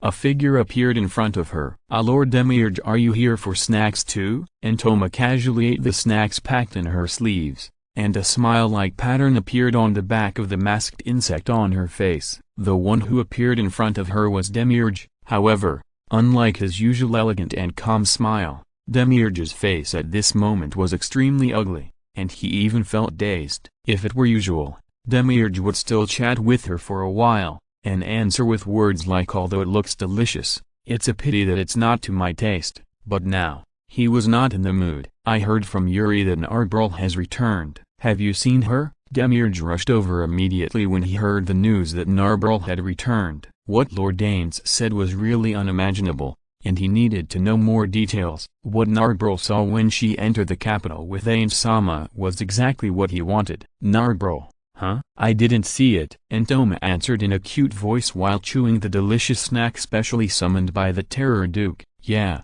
I got it." Demiurge pressed his forehead and nodded in response. After saying that, his back tore apart, a pair of wings grew out, and his figure flew out directly. Similarly, in the second level, in the dead wax mystery room that Narbril had just passed by, this residence, which is made of countless materials that look like stone but are actually metal, is the residence of the level guardian Shalltear. Shalltear's concubines and followers, this group of vampire brides, are waiting for Shalltear's return obediently. As the vortex unfolded like a shadow, Shalltear walked out of it. However, Shalltear's face was a little ugly when she returned. Ulbert-sama was killed. Unbelievable, really unbelievable. And Ains-sama is trying to resurrect Ulbert-sama. At this moment, she seemed to sense something and showed a slightly puzzled expression. The portal opened again, and her figure appeared at the door of the dead wax chamber. A figure flew from a distance and landed in front of her. "Demiurge, what's wrong?" Shalltear asked with some confusion. He had just disbanded. "Why did Demiurge appear here?" "I heard that Narbril has returned. Have you seen her?" So that's what she was asking. "No." Shalltear shook her head, and then she seemed to realize something. "Oh, she just walked through the portal of the underground temple." The underground temple is a dilapidated, unlit, dilapidated place with only a dozen undead wandering there. However, there is a lower level portal in that place, which can directly lead from the second floor to the third floor. Really, without saying anything more, Demiurge waved his hand, and a shadow-like portal emerged. He was going to the third floor. However, at this moment, Shalltear's voice rang out, "If you want to contact Narbril, why not just use the communication skill?" This made Demiurge slightly stunned, because what Ains-sama said was too shocking for him. He was a little confused and even forgot this simplest method. "I know, thank you, Shalltear." After saying that, he walked directly into the portal. Shalltear watched Demiurge's figure disappear into the portal, and as the portal closed, she replied a little bit slower, "You're welcome." Chapter 561 Demiurge's Suspicion. The fourth underground level of Nazarick. This level is a huge cave. In the center of the huge cave is a huge underground lake that occupies almost the entire fourth level. The dark lake, Rows of Death Knights are patrolling around the dark lake as usual. The moment she walked out of the portal, Narbril could see the giant golem standing in the middle of the lake, which was over 30 meters tall, the level guardian of the 4th level, the only level guardian in Nazarick that was not created by the 41 supreme beings. When Narbril turned her eyes away and prepared to use the upper teleport to move to the location of the portal leading to the 5th level, a voice sounded behind her. "Narbril, wait a moment." The familiar voice made Narbril turn her head. Lord Demiurge. After confirming the other party's identity, Narbril subconsciously bowed her head to greet him as usual. But in her mind, the image of the fake Lord Albert emerged. Was Demiurge created by Lord Albert? If that Lord Albert is real, Demiurge should know more or less, right? Narbril opened her mouth, but in the end, she suppressed the thought of asking, and the words that came out of her mouth also changed. "Lord Demiurge, what's the matter?" Demiurge raised his glasses, his expression quite serious. "What happened in the capital? I want to know the details." "Did you and Aunt Sama meet Lord Albert in the capital? How was Lord Albert killed? What are the characteristics of the enemy?" Demiurge asked a series of questions. For Demiurge, nothing is bigger than the death of his creator, and Narbril hesitated for a moment and answered his questions one by one.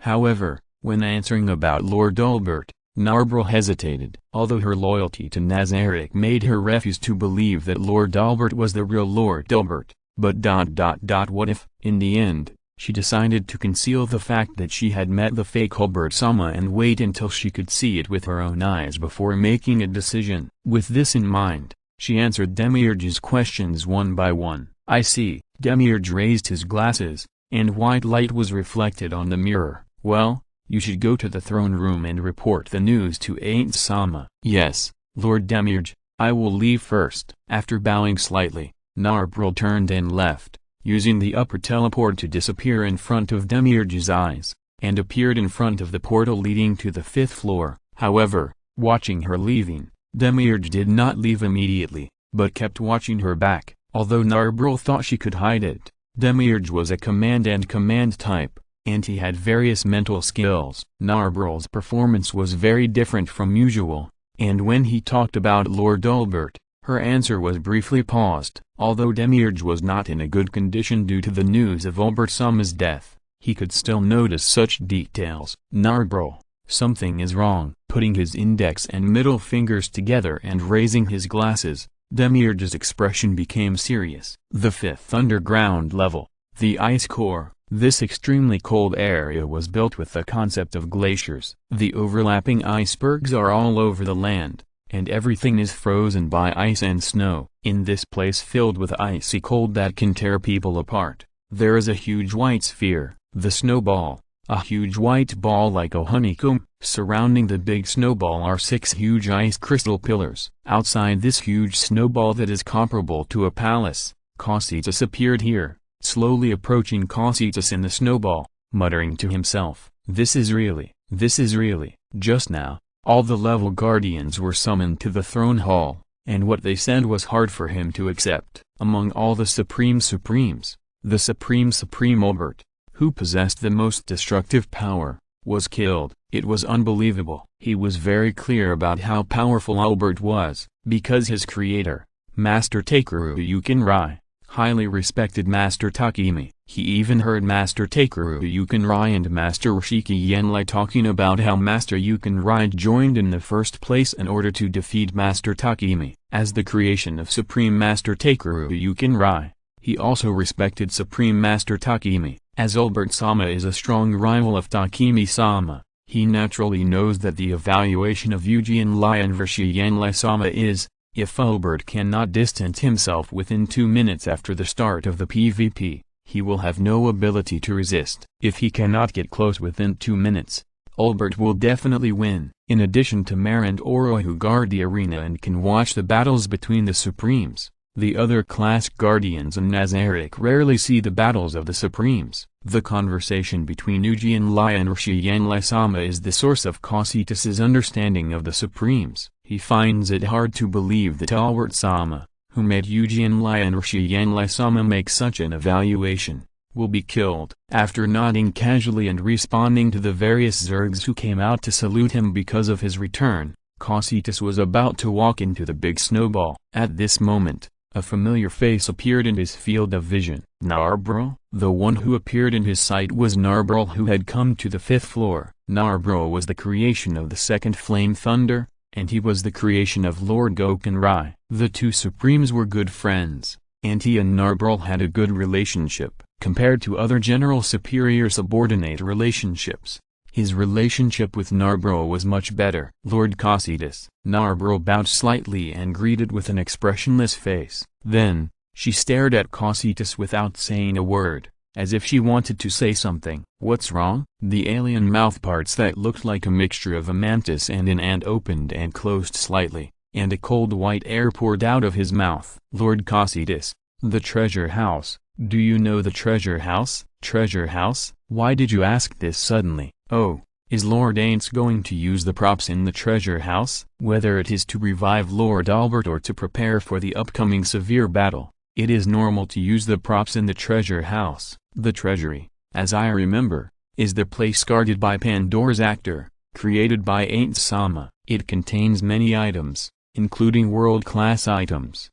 The loyal and simple-minded Cositus explained to Narbril without giving it much thought or doubt. Chapter 562 Suspicion begins. The 6th underground floor. This floor is different from the other floors. It is the largest of the 10 floors of the Great Tomb of Nazarick. It is a huge underground world with a length and width of 4 kilometers and a height of 200 meters. Unlike the tops of other floors, which are solid rocks and luminous objects, the top of this floor is the sky. It is not the real sky, but an illusion magic fixed on the top of the rock wall, which can be reproduced according to the weather outside. Most of this floor is a sea of dense trees, surrounded by some narrow plains, swamps and caves. Countless monsters under the control of Aura, including the 100 monsters with the highest level of 80, are doing various activities in the sea of trees. In the center of the sea of trees is a huge arena, where Aura and Mare often stay. However,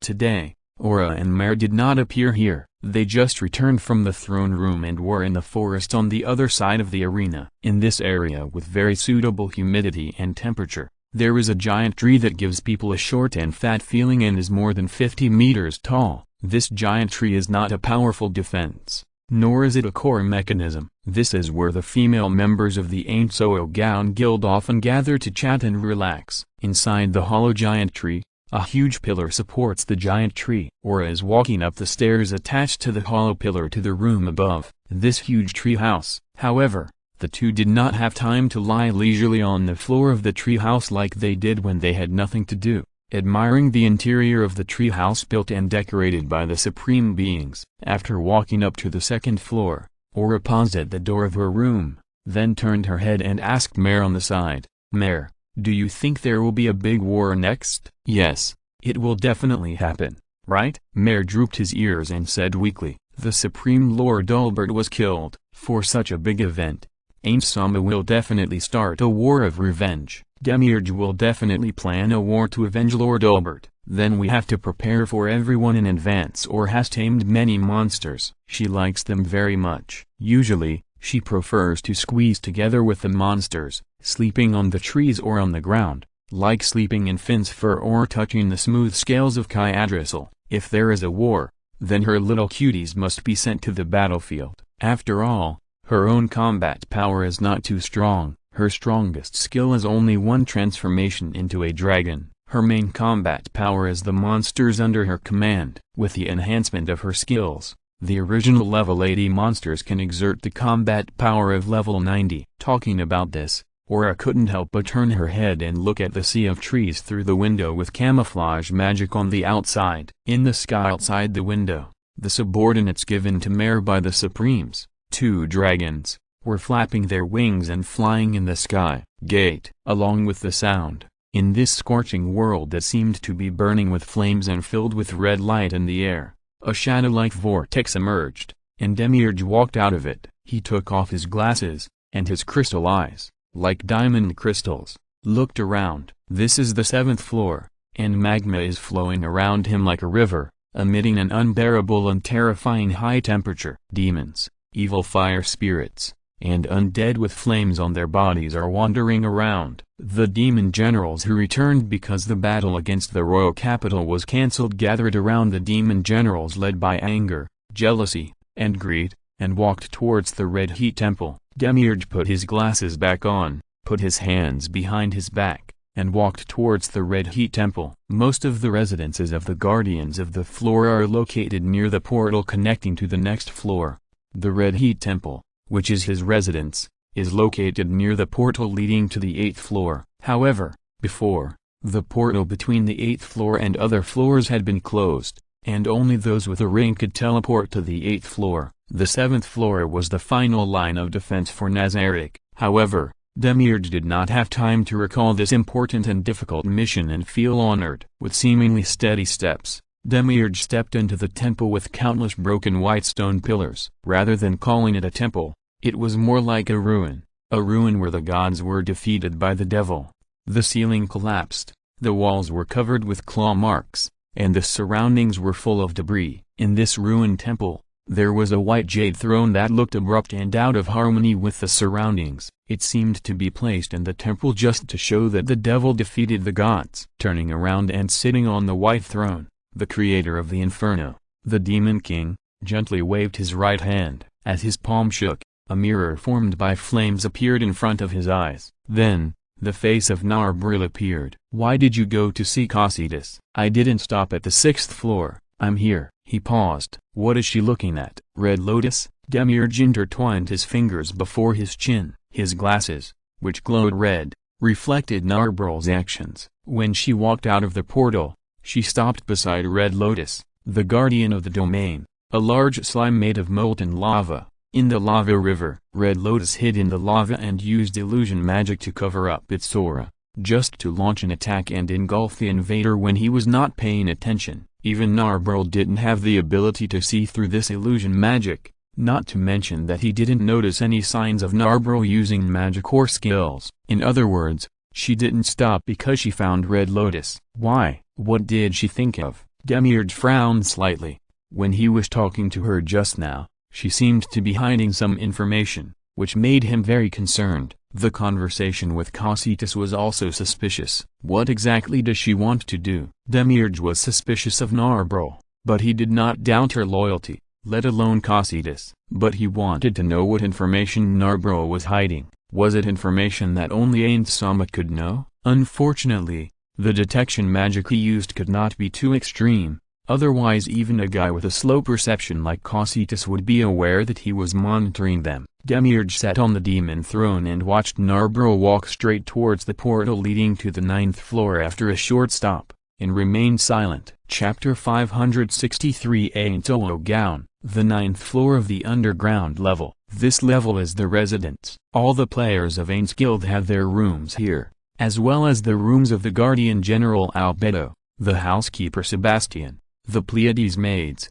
and the general android servants. After passing through the servants' quarters, the bar and the guild room, Narbril arrived in front of Ain's office, but the person who appeared in front of her was Albedo, who walked out of Ain Sama's room next to her. For some reason, she felt that Albedo was in a good mood, and had a feeling of happiness. When Nulbert Sama was in trouble, suppressing the disrespectful thoughts that emerged in her mind, Narbril bowed her head and greeted, "Albedo Sama, is Ain Sama here?" "Ain Sama is not here." Albedo responded with a smile on her face. "He is not on the 10th floor either." Ain Sama went to the treasure house? Narbril clenched her hands slightly. "That's right, you can't go to the treasure hall without a guild ring." Albedo pretended to raise her hand casually, revealing the guild ring on her ring finger to Narbril's sight. Albedo is one of the few people who has received the guild ring given by Lord Ains. Lord Albedo and Lady Shoutier are competing for the position of Lord Ains's first wife, and she stands on Albedo's side. Sister Yuri,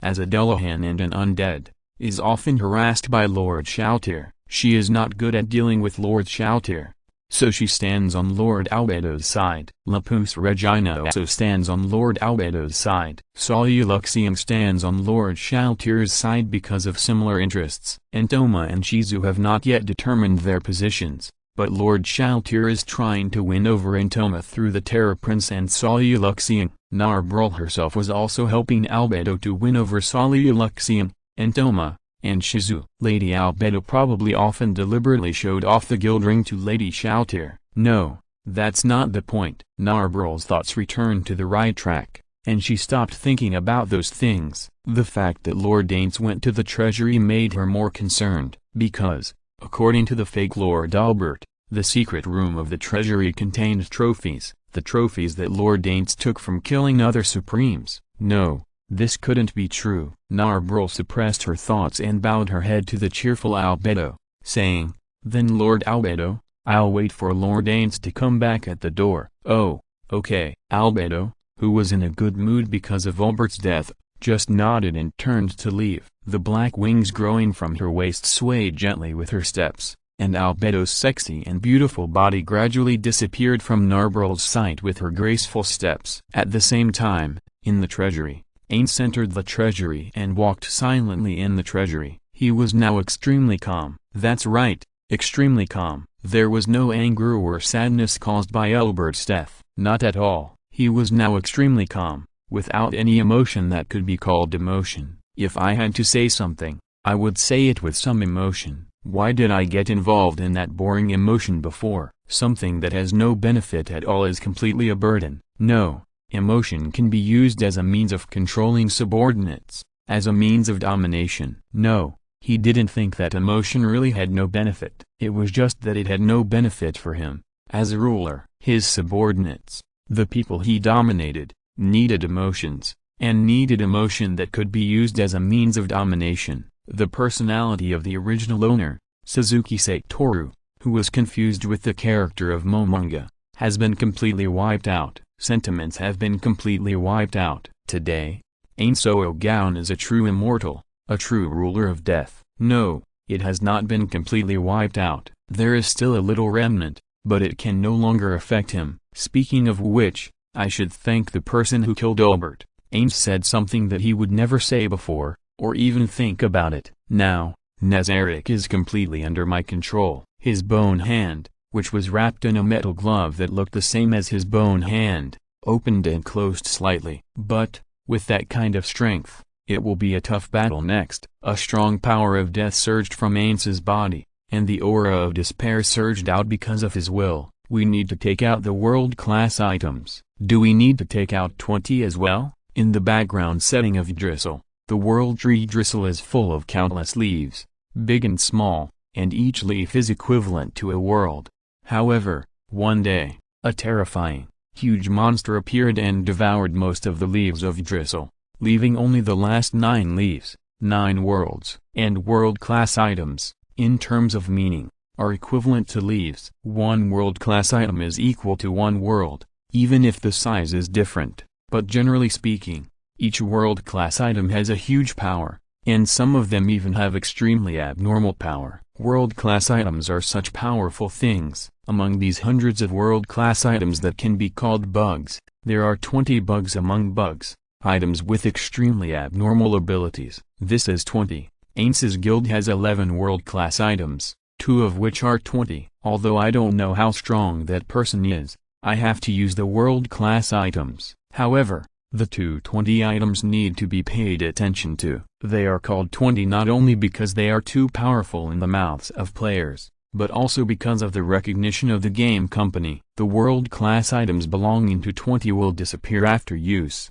and then reappear somewhere in the world. But in this different world, Ains cannot be sure whether it will appear again, nor can he guarantee that he can find it. If it is taken by the enemy, it will be the worst situation. Therefore, Ains does not want to use 20 unless it is absolutely necessary. In other words, Ains can only use the other 9 world-class items, and Ains stopped. This is the mausoleum, the cemetery where the giant stone golems stand, which was specially built with the belief that they will all come back. The giant stone golems are all wearing various equipment. A total of 40 golems stand on the wall of the mausoleum, and a total of 37 golems are wearing equipment. Those 37 golems entrusted their equipment to him, and only 3 did not. Ains's eyes swept across the empty wall hole at the end, That was what he had reserved for himself, but now it was different. He was not leaving, he was ain't so awakens. Chapter 564 Treasure Hall. After waiting for a long time,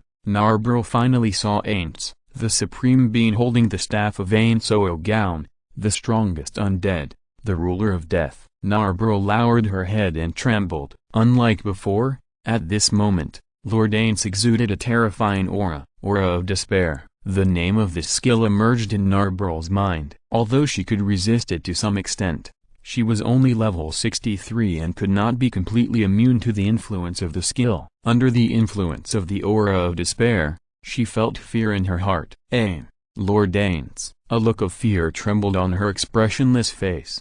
Narborough, are you back? Go and rest. Although Suzuki Satoru has become absolutely rational because the remnants of his humanity have almost disappeared, his IQ will not rise because of the disappearance of emotions or the disappearance of humanity. Aints, who was fighting the dragon-like demon, and who met the blonde youth, did not think that Narborough had more important and detailed information than him. He did not even intend to ask Narborough about her experiences. Narborough replied that he only said this out of the motive of caring for subordinates appropriately can improve and maintain their loyalty. Feelings were no longer something he possessed, but a prop that he thought he could make full use of in his rationality. If it were his original self, he would not have thought of using the aura of despair to show his power and then show his care. If it were his usual self, he would first ask if she was injured and then let Narborough rest. However, there is no if in the world. Aints' actions, surrounded by the aura of despair, made Narborough even more odd.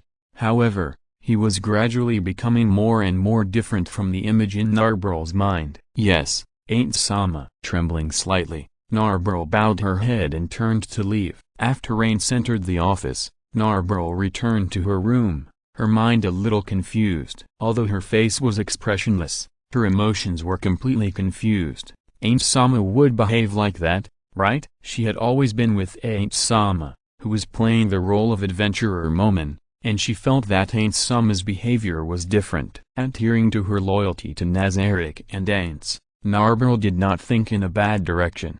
However, at this time, the words of fake Hulbert-sama once again appeared in her mind. No, it was fake. It was fake. It was a trick. It was a trick to split Nazarick. Although she thought so, she clenched her hands very tightly. When she opened her hands tremblingly, a pitch-black ring with a single light in the center that looked like a living creature cast a straight gaze at her. This is fake. After muttering to herself, Narborough took a deep breath. She was going to the treasure hall to confirm. She wanted to see it with her own eyes. However, she couldn't teleport from here. She didn't believe that Aints-sama would kill other Supremes, and didn't believe the words of the fake Hulbert-sama. But what if it was true? No, it must be false. In a conflicted state of mind, Narborough walked out of her room again and came to the portal leading to the 7th floor. She needed to find another place to teleport. The 7th floor? Lord Demiurge's level? No, she couldn't choose the 7th floor. If she teleported on the 7th floor, Lord Demiurge would definitely be able to find her. The 6th floor. If she teleported on the 6th floor, she shouldn't be discovered. Lord Cositus's perception was the weakest among all the guardians, and the environment on the 6th floor would greatly reduce and interfere with the use of perception detection skills. Just choose the 6th floor, even if Lord Cositus found out. Narborough shook her head, no longer thinking about it, and stepped directly towards the portal. The 7th floor, on the demon throne. Demiurge, who had cancelled his Hell's Eye skill because Narborough had entered the 9th floor, suddenly opened his eyes. Narborough? Why did Narborough enter the 7th floor again? What was she going to do? To find the others in the Pleiades, or to carry out other tasks as Aints-sama ordered? Demiurge watched Narborough use upper teleport to move from the door of the lower portal to the door of the upper portal. When she entered the portal to the 6th floor, an invisible eye-shaped symbol swaying in the air like a flame emerged. Hell's Eye. Originally, it was a skill that could be used with other skills to apply fire attribute precision strikes to the target, causing continuous damage. However, Demiurge certainly had no intention of applying subsequent skills, and was only monitoring and observing Narborough's suspicious actions. Wait, what is this? When Narbril stopped at the 6th floor, opened her palm, and showed the ring with a living eye on the top, Demiurge couldn't help but raise his glasses, and the image was reflected on the mirror. Could this thing be? Narbril clenched the ring, and then whispered to the ring, "Treasure Hall." When her voice sounded, the ring did not react, and the surrounding scenery did not change at all, and there was no feeling of teleportation. However, when this happened, Narbril was relieved. It was indeed fake. This kind of thing could not work in Nazarick. When Narbril was slightly relaxed, the scenery in front of her changed. What is this? Narbril's eyes widened. She was in a huge room. There was nothing in the huge room, and in front of her was a dark and invisible door. Yes, invisible and dark. There were no patterns, decorations, or even door panels or door frames. It was just like an ordinary, slightly larger passage with no lights inside. The reason why it is called a gate is that she, who has dark vision, cannot see the scene in the passage, as if something is blocking her sight. In her senses, it is like a bottomless black shadow sticking to the wall, and purple gas is lingering around. Narbril looked around for the source of the purple gas, but no matter whether it is the ceiling, the wall, or the corner, she did not see anything emitting purple light. However,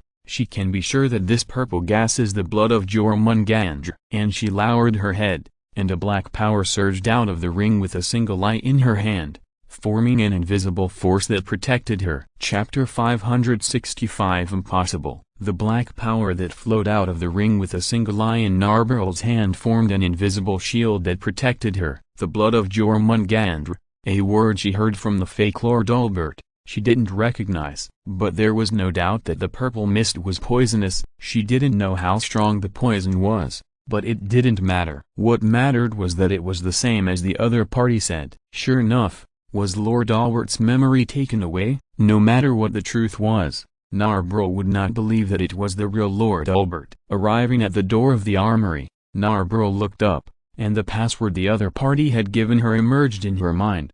"Ain't so gown is with the glory." The dark gate responded to these words, and like an image emerging from the surface of water or mirror, words emerged from the dark invisible gate, ascended to terra incoelum. It rises straight up from the earth. It rumc descendit in terram. It returns to the earth from the sky. Et recipit vum superiorum et inferiorum. It absorbs the power from above and below. Narbril could not understand or know that these three sentences came from the same name as one of the Supreme Supremes, the Jade Record, an alchemical tablet from ancient Egypt 1900 years ago in another world, the 8th sentence of the 13 words of the Jade Record. This was the hint.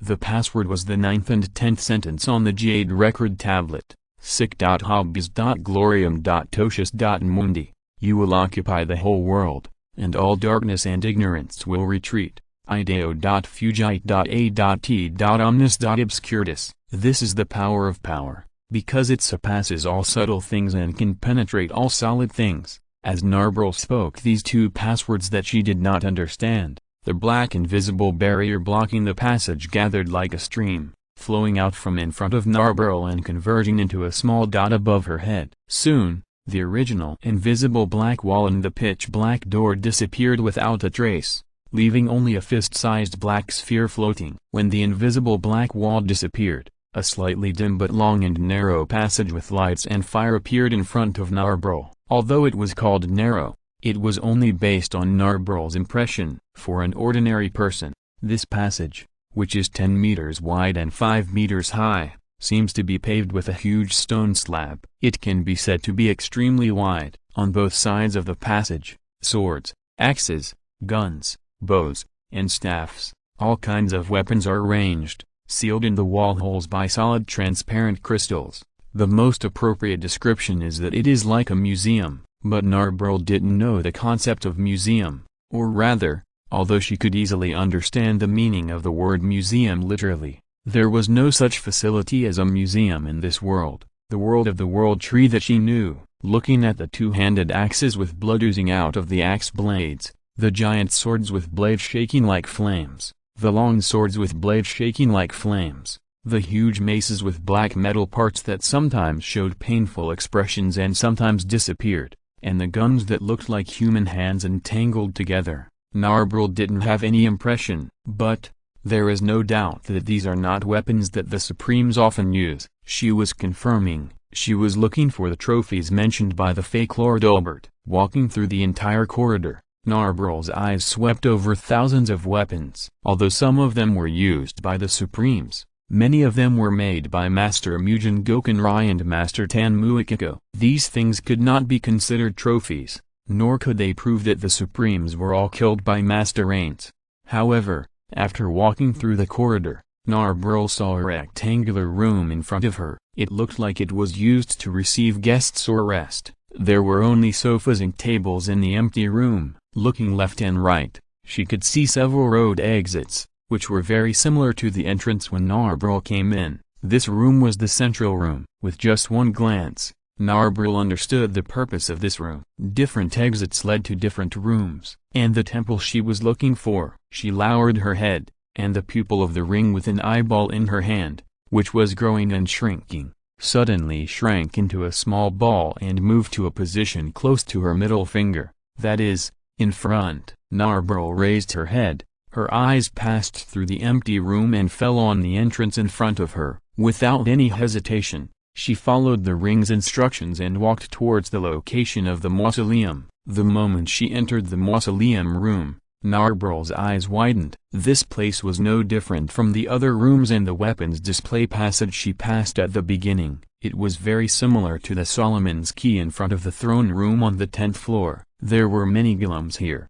However, in the room in front of the throne room, the golems did not have any equipment or weapons. However, the golems here were equipped with various powerful equipment that was no less powerful than the equipment on Ain-sama. Just by looking at it, Narbril could be sure. More importantly, the appearance of these statues. Takemi-sama, Nishiki and Rai-sama, Take Murai-sama, Gachi-sama, Flatfoot-sama, Aminoku-sama, Puroranchino-sama, Bubbletta-sama, Blue Planet-sama, Albert Alan-Eldel-sama, Garnet-sama, Baruliba-sama, Variable Amulet-sama, Sound Change-sama, Junjiro-sama, Yame-Aiko-sama, White Hair Accessory-sama, Bunny-sama, Jade Record-sama. Narbril identified the appearance of the golems wearing equipment one by one. They were the supreme beings. She could feel the huge power of the equipment on the golems. There was no doubt that these equipment belonged to the supreme beings. This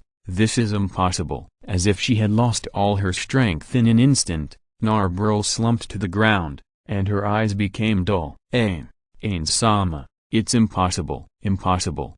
Her gaze lingered on the golem equipped with the equipment of the second Flame Thunder Master, her creator, the supreme being who gave her life. The race of the second Flame Thunder Master was the half-golem. At this moment, the golem standing on the hole in the wall looked just like the real second Flame Thunder Master in her eyes. However, the aura was different. That was not the second Flame Thunder Master. Narbril trembled as she lowered her gaze to the ring in her hand. The black single eye on the ring, the round pupil, at this moment, shrank and curved, forming a smile that seemed to be mocking her. Chapter 566 Demiurge. The race of Master Flame Lightning 2 is half-golem. In her eyes, the golem standing on the hole in the wall at this moment is just like Master Flame Lightning 2. However, the aura is different. That is not Master Flame Lightning 2. Narbril trembled and lowered her eyes to look at the ring in her hand. The black single eye on the ring, the round pupil,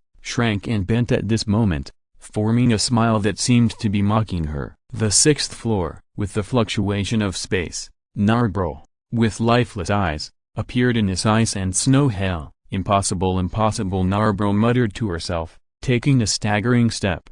However, after taking 2 steps, she stopped. Go back to the 9th floor. Go back to the room of the Pleiades. Go back to the floor where Momonga is. Unconsciously, her way of addressing Aints has changed. Aints Ogaon was he not renamed to represent the other Supremes, but because he killed the other Supremes and took over Nazarick.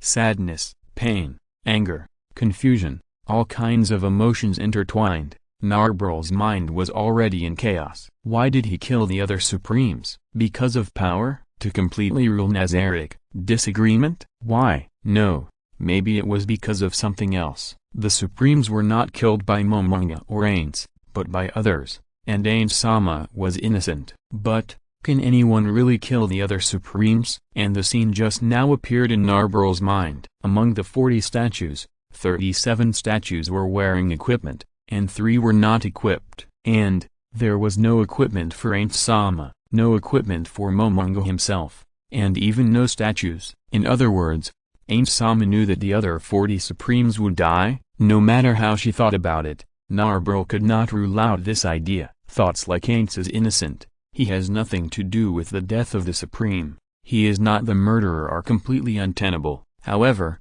she still didn't want to believe it. Narbrel's eyes were a little unfocused after her belief was hit. The black ring with the strange eyeball inlaid in her hand fell off her hand. The black ring fell on the ice and snow. Narbrel's figure gradually faded away.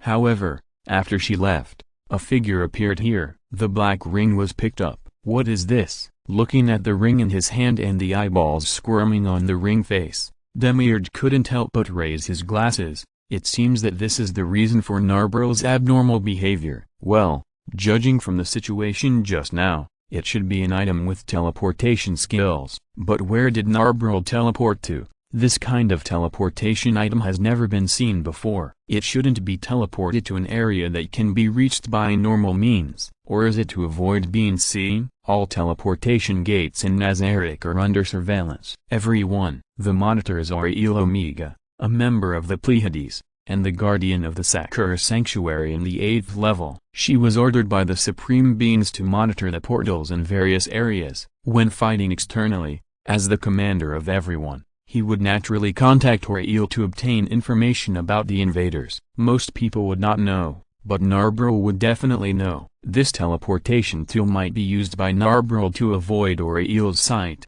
and it might not necessarily lead to an area that cannot be reached. It might be completely the opposite, an ordinary place that can be reached through a portal. What is a place that can be reached through an ordinary portal and must be reached secretly? Demiurge's crystal eyes sparkled. No, Narbrel won't think so deeply. As the commander-in-chief of the operation, Demiurge knows everyone in Nazarick very well, and Narbrel should not think so complicatedly. If it was Albedo or the Supreme Beings who are wiser than him and whose wisdom is like the abyss, there is still a possibility that they may even understand his thoughts. Then consider the simplest direction. This ring is used to teleport to a place where teleportation is prohibited and closed. The 8th level. Demiurge touched his chin. Now the 8th level has been completely cut off. The level guardian of the 8th level. Victim. Number. It shouldn't be. In addition to the 8th level, the treasure hall, a place emerged in Demiurge's mind. Slightly raising his glasses, Demiurge's eyes returned to the ring in his hand. The treasure hall. With the sound of the voice, Demiurge's figure disappeared from the ice prison. On the other side, the Holy Kingdom. The situation of the Kingdom of Re-Estes. The entire kingdom was engulfed by flames, and the news that countless demons were pouring out of the royal capital quickly reached the ears of the high-level officials of the Holy Kingdom, and it was a large army. The demon army poured into the subhuman plains, conquered countless subhuman races on the subhuman plains at a very fast speed, and incorporated them into the deployment. The demons and demi-humans formed a huge army, and with their terrifying might, they directly broke through the most indestructible central fortress with many soldiers. Many demon demi-humans even climbed over the Great Wall. Such news spread throughout the Holy Kingdom in an instant. The demons leading the Holy Kingdom, who were said to have wreaked havoc in the capital of the kingdom, used overwhelming magic power to besiege the entire capital. Moreover, they tore the Great Wall of the Holy Kingdom like paper. Because of the obstruction of the Great Wall of the Holy Kingdom, it is estimated that the total force exceeds 100,000. The huge demon army is trying to destroy the Great Wall and the fortress, and the invasion action that was originally like an arrow that invaded the border of the Holy Kingdom without hindrance has been temporarily stopped. After receiving this news, the leader of the Holy Kingdom, the Holy Queen, launched a national mobilization order. Since the territory of the Holy Kingdom spreads north and south across the bay, when mobilizing the military force, it is bound to become two armies, namely the Northern Holy Kingdom Army and the Southern Holy Kingdom Army. Both sides moved their armies to strategic locations. the important cities of Kalansha in the north and Deborn in the south, and watched the enemy's movements for several days. The reconnaissance troops guarding the Great Wall sent a report that made the situation tense. Because of the Great Wall's obstruction, some demons took advantage of the situation to invade the west. It is estimated that they will reach the northern fortress city of Kalansha within a few days. Is that so? Then the battlefield will be here. The one who said this was the Holy Queen, Kalkabazars. This beautiful princess was staring at the map with a solemn look. According to the news from the kingdom of Re-Estes, the demons pouring out of the capital are not only pouring towards the Holy Kingdom, but also extending in all directions. The Empire, the Church, the Dwarf Kingdom, the Council Kingdom, all the countries around the kingdom of Re-Estes have been affected. The kingdom of Re-Estes has completely become a den of demons. But there is one thing, in the kingdom of Re-Estes, two forces that can resist the demon army have emerged. The first is the destroyer Dragon King, the demonic tree set Kui. The second is the powerful undead, the Grand Mage of the Dead, Ain Soo Gaon, who claims to be the ruler of Nazarick. If you're listening to this novel on a channel other than Fanfic World, it means they downloaded and uploaded it without effort. We cordially invite you to visit our channel, Mundo Fanfic Novelist. There you'll find the original version of this story and you can explore many other novels of various genres. We are waiting for you to immerse yourself in a world of incredible novels. Chapter 567 Accident. Although she didn't know about the Dragon King of Destruction before, she learned from the church and her two best friends that the Dragon King of Destruction appeared hundreds of years ago and was positioned by the Silian theocracy as capable of destroying the world. This alone cannot be ignored. And the other one, I have never heard of the name Ain Soo Gaon. I only know that the other party is a powerful undead who lives in the underground tomb called Nazarick. He has many powerful undead and various subhuman and alien monsters under his command,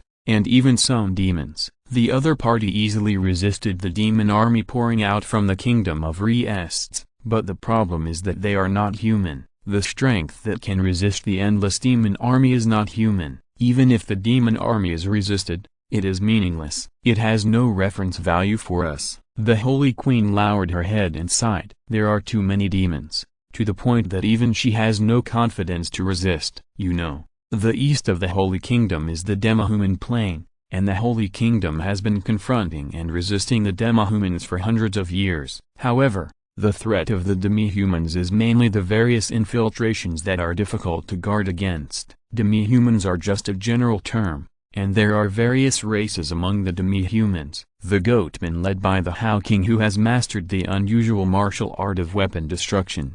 The Stone-Eating Apes led by the Ape King Harisha, who can gain corresponding characteristics when swallowing stones, such as swallowing diamonds to gain extremely powerful physical destructive power and strength. Another example is the demi-human race with suction cups on their hands, poisonous tongues, and innate camouflage magic that can change their body color. They climbed over the Great Wall and directly invaded the kingdom at night, killing a large number of civilians and soldiers. However, these demi-humans have never formed a large army. Although they are collectively called demi-humans, there are actually more than 30 races on the demi-human plane. The main reason why the Holy Kingdom can fight against the demi-humans is that the demi-humans on the demi-human plane have never gathered into an army to invade the Holy Kingdom. But even so, the Holy Kingdom can almost be said to be a situation where everyone is a soldier. The Holy Queen, who is known as the Treasure of Lobel, looks worried.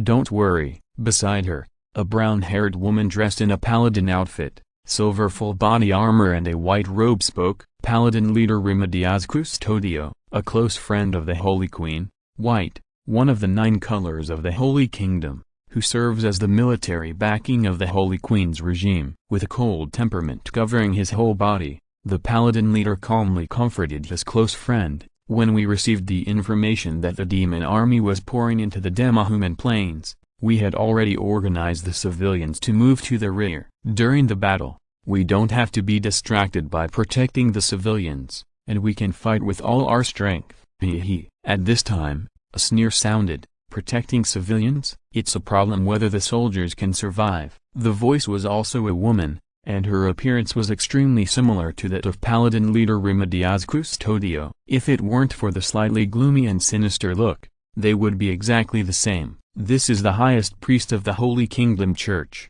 the head of the priest group, Quilat Custodio, who is also Remedias's sister. However, they are not twins, and there is a 2-year age difference. The three of them have a very close relationship. It can be said that the two sisters are the right-hand men of the Holy Queen. From the outside world's perspective, even Calca was able to become the Holy Queen because of the two people behind the scenes. Holy Queen is not a princess. Holy King is the title of the supreme ruler of the Holy Kingdom. However, there has never been a female Holy King in the Holy Kingdom before, and Calca is an exception, a female Holy King. Compared to the title of Holy Queen, which sounds more like Holy Princess, perhaps Holy Queen is more appropriate. However, none of this matters. The Knight Commander glanced at his sister, just shook his head slightly, and didn't say anything to her, but looked at the Holy Queen.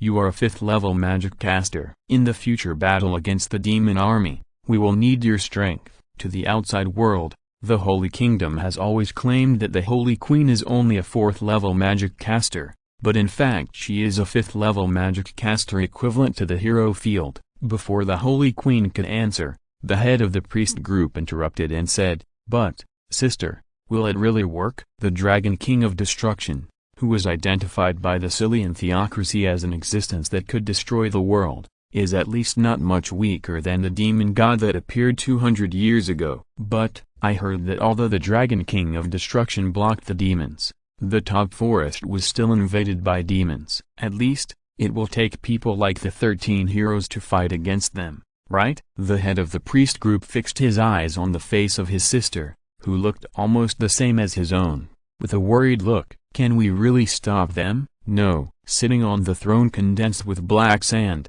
Qin Ren tapped the armrests on both sides with his fingers. He suddenly felt a little bored, because he had arranged a lot of things, but the protagonist did not persist until that time. Old Bone, your humanity has always been preserved in the original work. Why did it disappear so quickly this time? Qin Ren was distressed. According to his plan, until the NPCs in the Great Tomb of Nazarick officially started to turn villains, Old Bones was able to more or less retain some humanity. Then, with Albert's death as a guide, Nazarick began to split. The Aints faction led by Albedo, who was loyal to Aints, and the separatist forces who rebelled because Aints killed other supremes. Aints, who was not smart and retained some feelings, did not realize this because he valued the NPCs, and the separatist forces did not come to the surface. Under such circumstances, the secretly controlled Slain theocracy and the Kingdom of Reists launched a continuous invasion of Nazarick,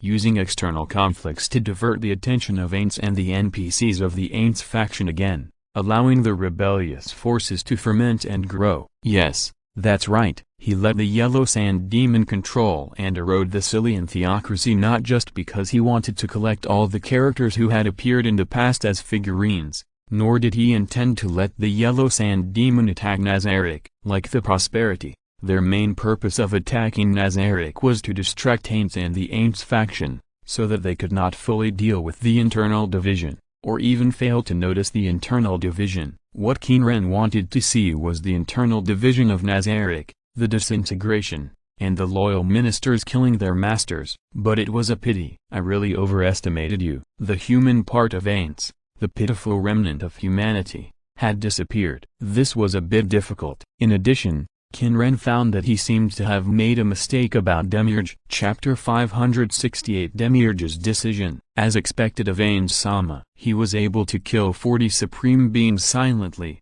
Even Albert-sama was no exception. Oh, what a wisdom like the abyss. As expected of him who can rule Nazarick, he is indeed the supreme being worthy of being the Lord of Nazarick. Demiurge put his middle finger and index finger together and raised his glasses slightly. Unbelievable, unbelievable. Recalling the scene he saw when he entered the treasure hall and the mausoleum, Demiurge couldn't help but tremble with excitement. It was really, really great. Fear, terror, excitement, awe. Demiurge couldn't count how many emotions were mixed together at that time. Unfortunately, 3 supreme beings survived. Light lingered on Demiurge's crystal, diamond-like compound eyes, among the golems that were seen in the treasure hall, displaying the spoils of Ain Sama. 3 of them were not equipped with any equipment. That is to say, Ain Sama did not get the equipment of the 3 supremes. Of course, there is a possibility that the bodies and equipment were destroyed together,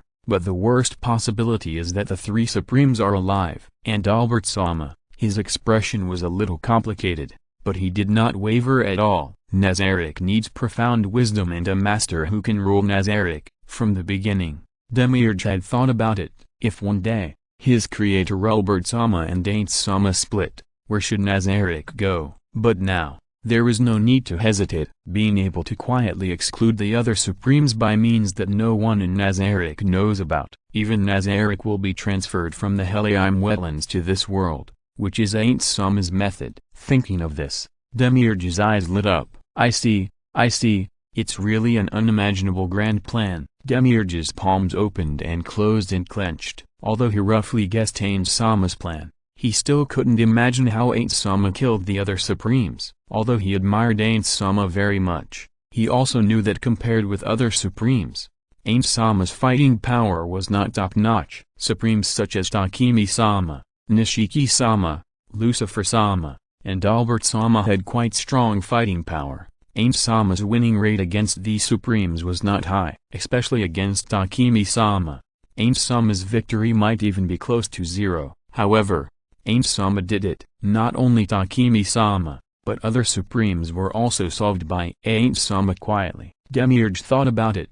If it were him, he could only kill 5 or 6 supremes at most. Moreover, he would not be able to kill only one of the 2 supremes, Bubble Teapot and Pororanchino Sama, without the other one noticing. If it was Master Bunny Umo, if Master Bunny Umo was not dealt with first, he might have been noticed after killing 2 or 3 supreme beings. Did he take advantage of trust? Or was Master Bunny Umo also in the same camp as Master Raints before, and was finally killed by Master Raints? Demiurge pondered. He really couldn't imagine how Master Raints did it. But, there is a problem at present. Demiurge's eyes fell on the ring in his hand. This evil aura, this weird prop, feels a bit like the work of Master Albert or Master Lucifer. However, it does not match the aura of Master Albert in Demiurge's impression. There is a feeling of similarity but subtly feeling different. Is Master Albert still alive? It is not impossible. Although Master Albert's equipment is placed on the golem in the mausoleum, it does not mean that Master Albert must be dead. But even if Master Albert is not dead, Demiurge does not intend to stand on Master Albert's side. No, to be precise, if he didn't know that Ain Sama had gone this far, if there was a split between Ain Sama and Albert Sama, he should have stood on Albert Sama's side. But now, it is obvious that Ain Sama is more suitable to be the Lord of Nazarick. Wait a minute. Why did Albert Sama survive? Demiurge's eyes fixed on the ring in his hand again. If Albert Sama knew about Ain Sama's plan a long time ago, is that so? Although it's a little late, Albert Sama finally realized Ain Sama's conspiracy. Did Albert Sama realize it himself? Or was it prompted by other supreme beings? But in any case, Nazarick is now controlled by Ain Sama. If Albert Sama is still alive and wants to deal with Ain Sama. So, this thing is Albert Sama's creation? With a smile on his lips, Demiurge raised his glasses. Narbro, is she Albert Sama's counterattack point? A flame-like light flashed across the mirror, and Demiurge showed his fangs. It's really difficult, but I'm sorry, Albert Sama. The one I want to be loyal to is the Lord of Nazarick, not Flying Squirrel or Albert, but Ain Soil Gown. Speaking of which, there are so many demons pouring out of the royal capital. Is it the work of that 8-fingered? Among so many demons, there was no demon he knew. Without a doubt, it was the 8-fingered arm, but this number is too exaggerated. Judging from the current number, at least 1/3 of the population of the entire kingdom of Riestes has become demons. Right? It's just like what Albert Sama mentioned. Wait a minute. Lord Albert and Lord Lucifer once talked about a world-class item that can summon endless demons. For this reason, Lord Albert also imitated it and made the item Final Battle Evil. Until now, this item is still kept with him. Could it be that these demons were summoned by that item? Could it be that the 8 fingers were also the work of Lord Albert? If so, then Lord Albert's recent suspicious behavior can be explained. He is worthy of being the Supreme. I didn't expect it. He didn't even notice that the 2 Supremes had started such a battle. If so, then will the winner of the final battle become the Lord of Nazarick? This is difficult. What position should he take? Chapter 569, Qin people in conflict. Without finding out what happened, it is impossible to judge who is more suitable to be the Lord of Nazarick. Judging from the current situation, Ain't Sama has a clear advantage and has actually taken control of Nazarick. Albert Sama used Narbril to attack Nazarick, but why didn't he directly expose the fact that Ain't Sama killed the Supremes? The reason is not difficult to speculate. Albert Sama has no actual evidence in his hands, or Albert Sama and Ain't Sama are in collusion, and Albert Sama also participated in the death of the Supremes. This trick will not work on Ain't Sama. On the contrary, when Albert Sama shows this card, Ain't Sama will push the crime back and hang it on Albert Sama. This also makes sense, why Albert Sama chose the simple-minded Narbril as a pawn. If you are simple-minded, it is difficult to change your preconceived ideas. If it was Narbril, she would definitely not believe Albert Sama's words at first. But if he used the death of the second Flame Lightning Master to guide her, even if Narbril believed in Ain't Sama, she would still confirm it. No, it is precisely because she believes that she will confirm it. When she confirmed that the second Flame Lightning Master's equipment was in Ain't Sama's hands, and was guided by Albert Sama's words, she would have doubts. Although she was not firm at first, as time went by, her doubts would gradually deepen. Narbril's mouth was not tight, and it was easy for her to leak. With proper guidance, she could form a force in Nazarick with Narbril as the center. In this case, even if Ain't Sama used Albert killed the other Supremes to convince others, for Narbril and others who knew the truth, the effect would be counterproductive. Although Ain't Sama is the current ruler of Nazarick,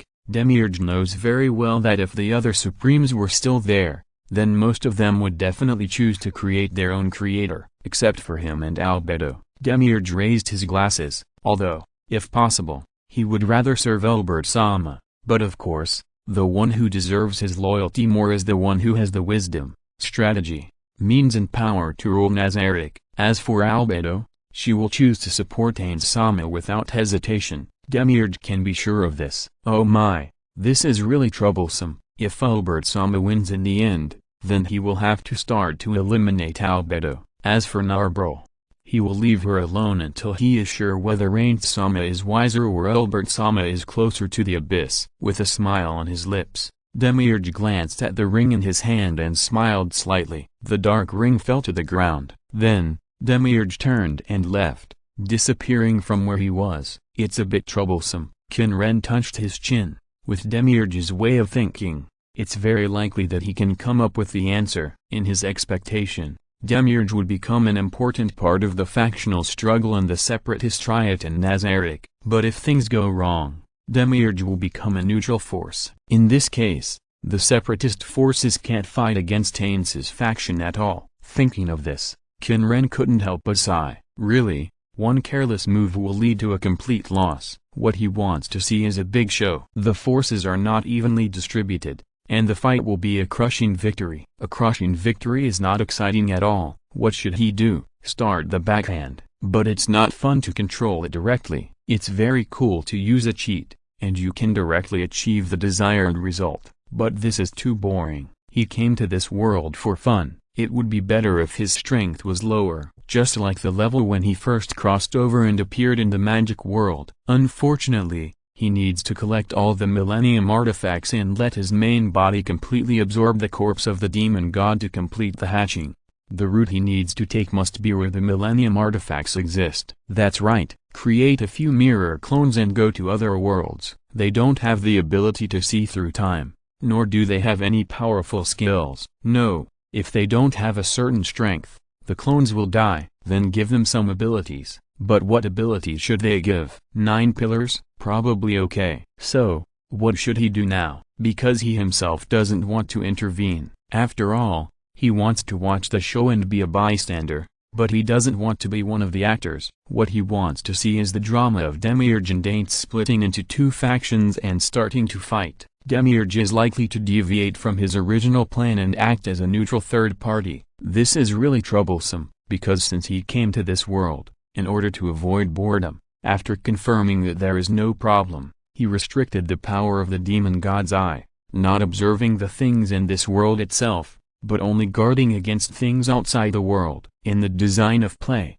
he did not bother to make multiple plans, but only designed a script for one line. All the designs were designed for this script. I should have designed more scripts earlier. It's not good to be too confident. Is he getting arrogant because of his gradually increasing strength? Do you think he is invincible? That shouldn't be the case. Although he is indeed invincible in this world, he knows that there are stronger people. Not only the matter of crossing, but even his own existence is unnatural. The yellow sand world, the corpse of the demon god, he was hatched from such an egg. There must be a mastermind behind the operation, and it is a strong person whose identity is unknown. Qin Ren touched his chin and muttered. So, how should we deal with this situation now? Aints' changes and Demiurge did not follow the script. The script is messed up. Do you want to revise the script? Forget it. Just follow this script.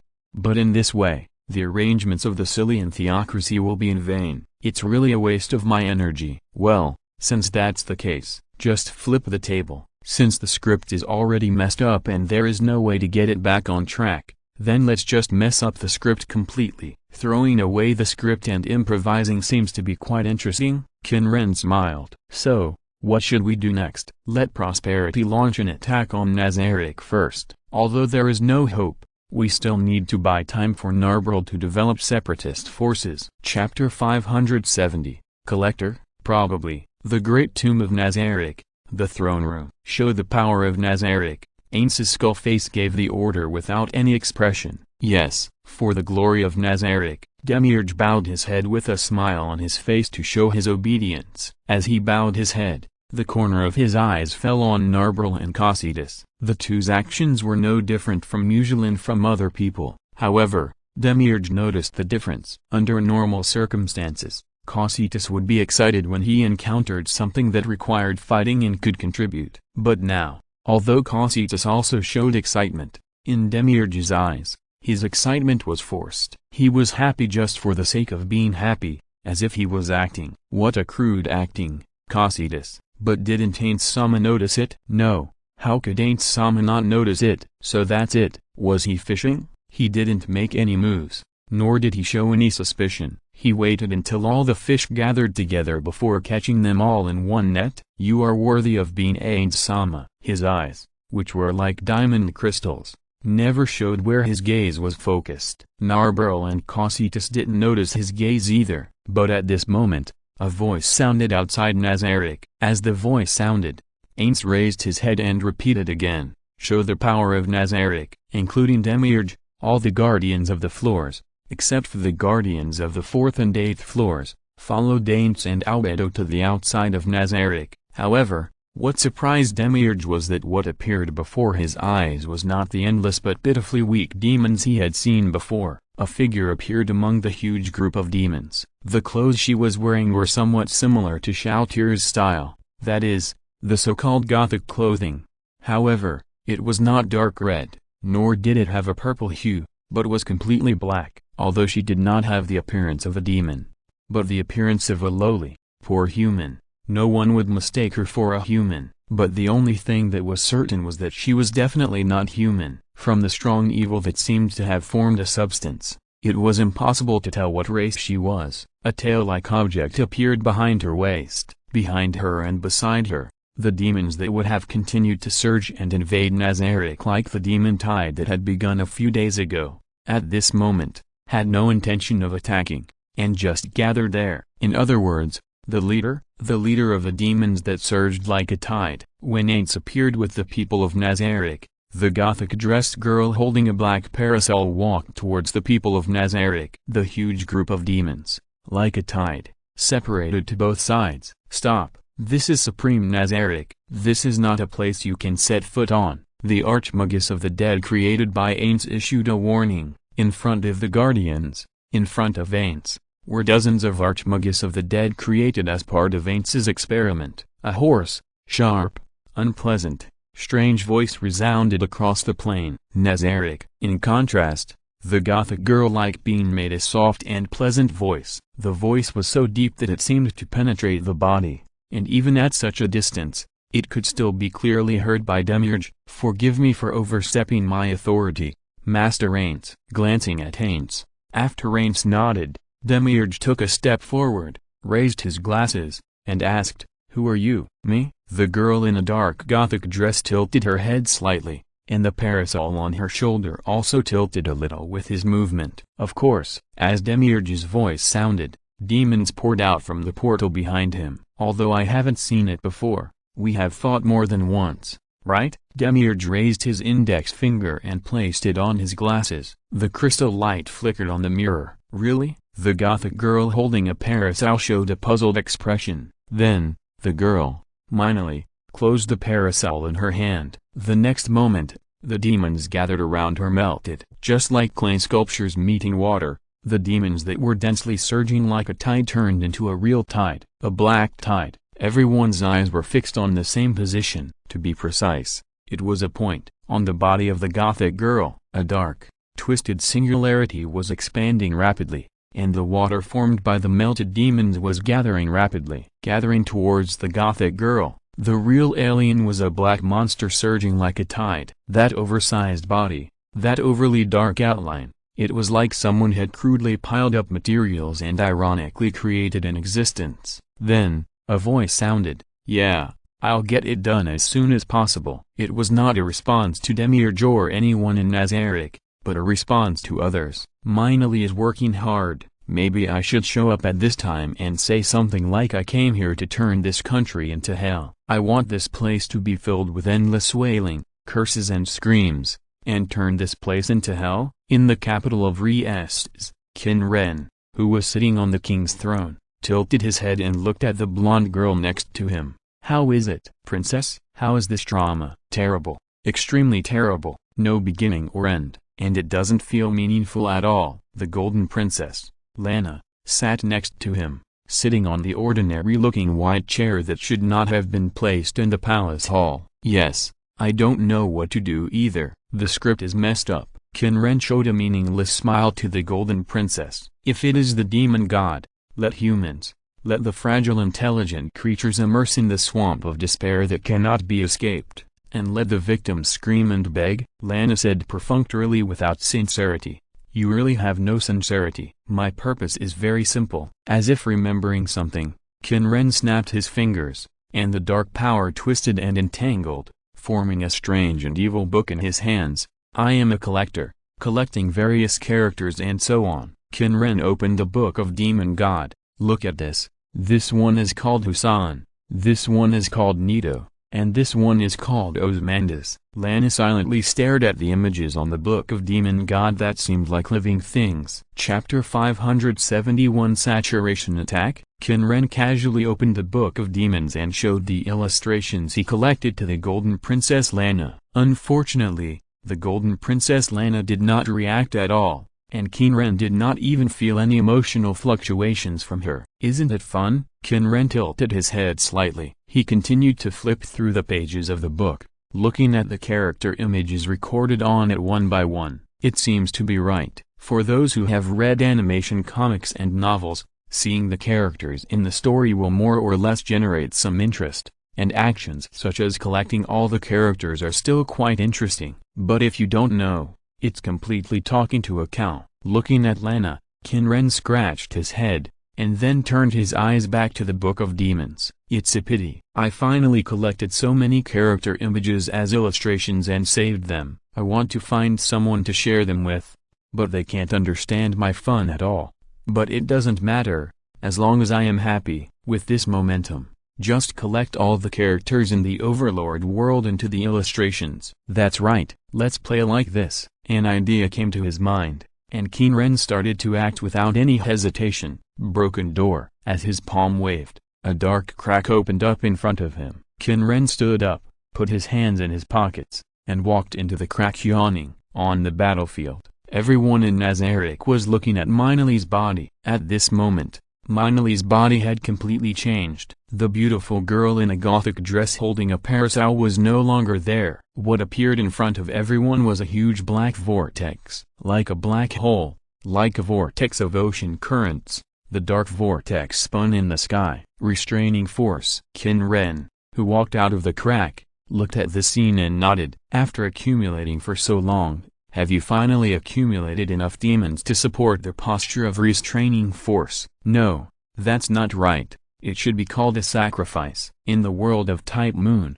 to construct restraining force, he not only turned all the creatures in the world into demons, but also killed all the demons in Europe with his own hands. With the huge killing as a stimulus, the collective unconsciousness of the demons was formed. The restraining force of the demon race was gathered on Minali. Now, although the step of converting Minali's infection into inhibitory force has been omitted, there is no doubt that in terms of quantity and quality, the creatures of most of the kingdom of Liesg have turned into demons, and the number is much less than before. In this case, it is not possible to transform into inhibitory force again. To transform into inhibitory force, you need to kill demons wantonly, just like Qin Ren did in the Type Moon world before, causing collective unconscious resistance, activating unconsciousness together. And Minali directly pulled and occupied the identity of inhibitory force when the inhibitory force embryo, or the prototype,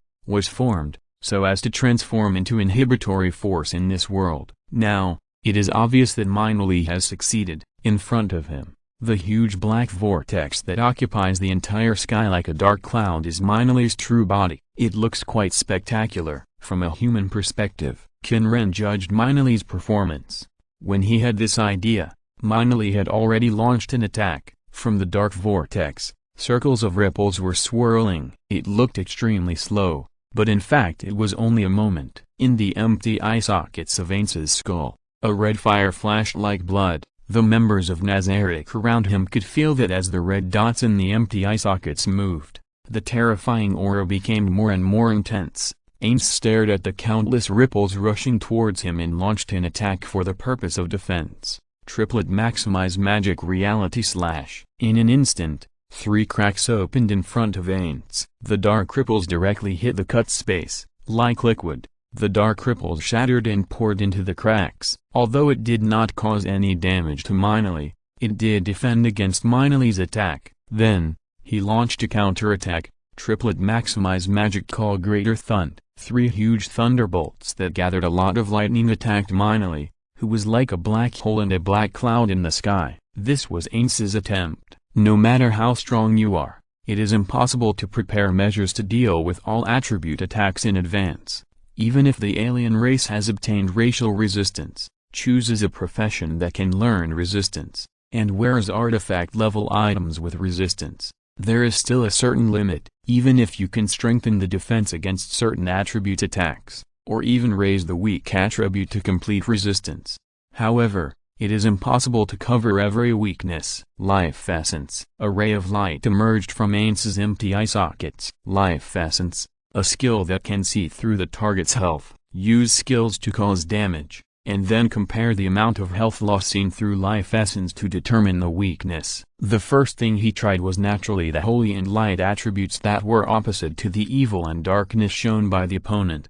However, due to his race, Aince did not have any skills with holy or light attributes. The most effective ones he could use were still fire and lightning. 3 lightning spears cut through the sky and pierced straight into the black vortex in the sky. However, there was no effect. Through observation of the essence of life, no drop in health was found. It was still 100%. Even if the effect was weaker, it was impossible. Just like he could completely resist any attack below level 60, but if he was attacked above level 60, even if he had strong resistance, he would still lose more or less blood. Did he use a skill to cover up the life information? Skills such as false information, life, and deceiving enemy information immediately emerged in Aince's mind. However, at this moment, the dark vortex in the sky surged again, and a huge force gathered. Greater magic shield, greater hardening, greater resistance, greater teleportation. When he sensed the attack, Ainz immediately activated his skills to resist and evade. His vision was distorted as he disappeared from his original position. It went very smoothly, without any lag caused by anti-teleportation skills such as delayed teleportation. The life essence state he had been maintaining continued, and Ainz subconsciously looked up at the sky, ready to launch an attack, maximize magic Vermilion Nova. However, at the same time he activated his skills, or in other words, the moment he appeared, a black beam of light fell from the sky. It seemed as if they had already known where he would appear. No, it was not that complicated. The thick beam of light had a diameter of nearly 1 kilometer. Saturation Attack? Chapter 572, Natural Disaster vs. Shoutir. Saturation Strike. So simple and crude? No, isn't this the concept of Saturation Strike? This thought came to the mind of the Qin people who were watching the battle.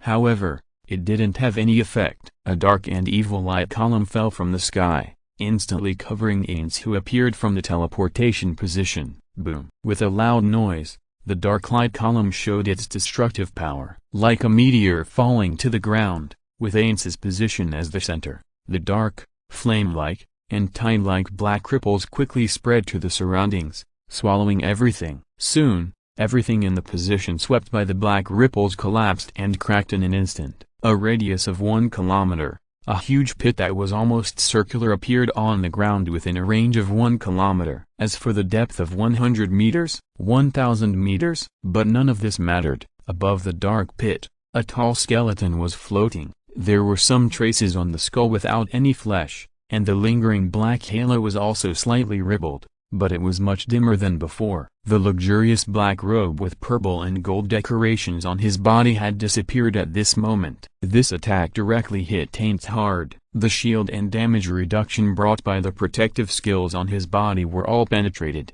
and the artifact-level equipment was also destroyed. His health value dropped directly by 30%. However, as an undead, he did not have the pain extended by touch, and could not get a direct sense of life disappearing through pain, but he could observe the decrease of his health value. Triplet Maximize Magic Greater Lethal. Magic Triple Maximize Greater Lethal. 3 dark and dead lights appeared on Ainz's body. As an undead, and a top-level undead, life attribute recovery skills are ineffective for Ainz, and will cause damage instead.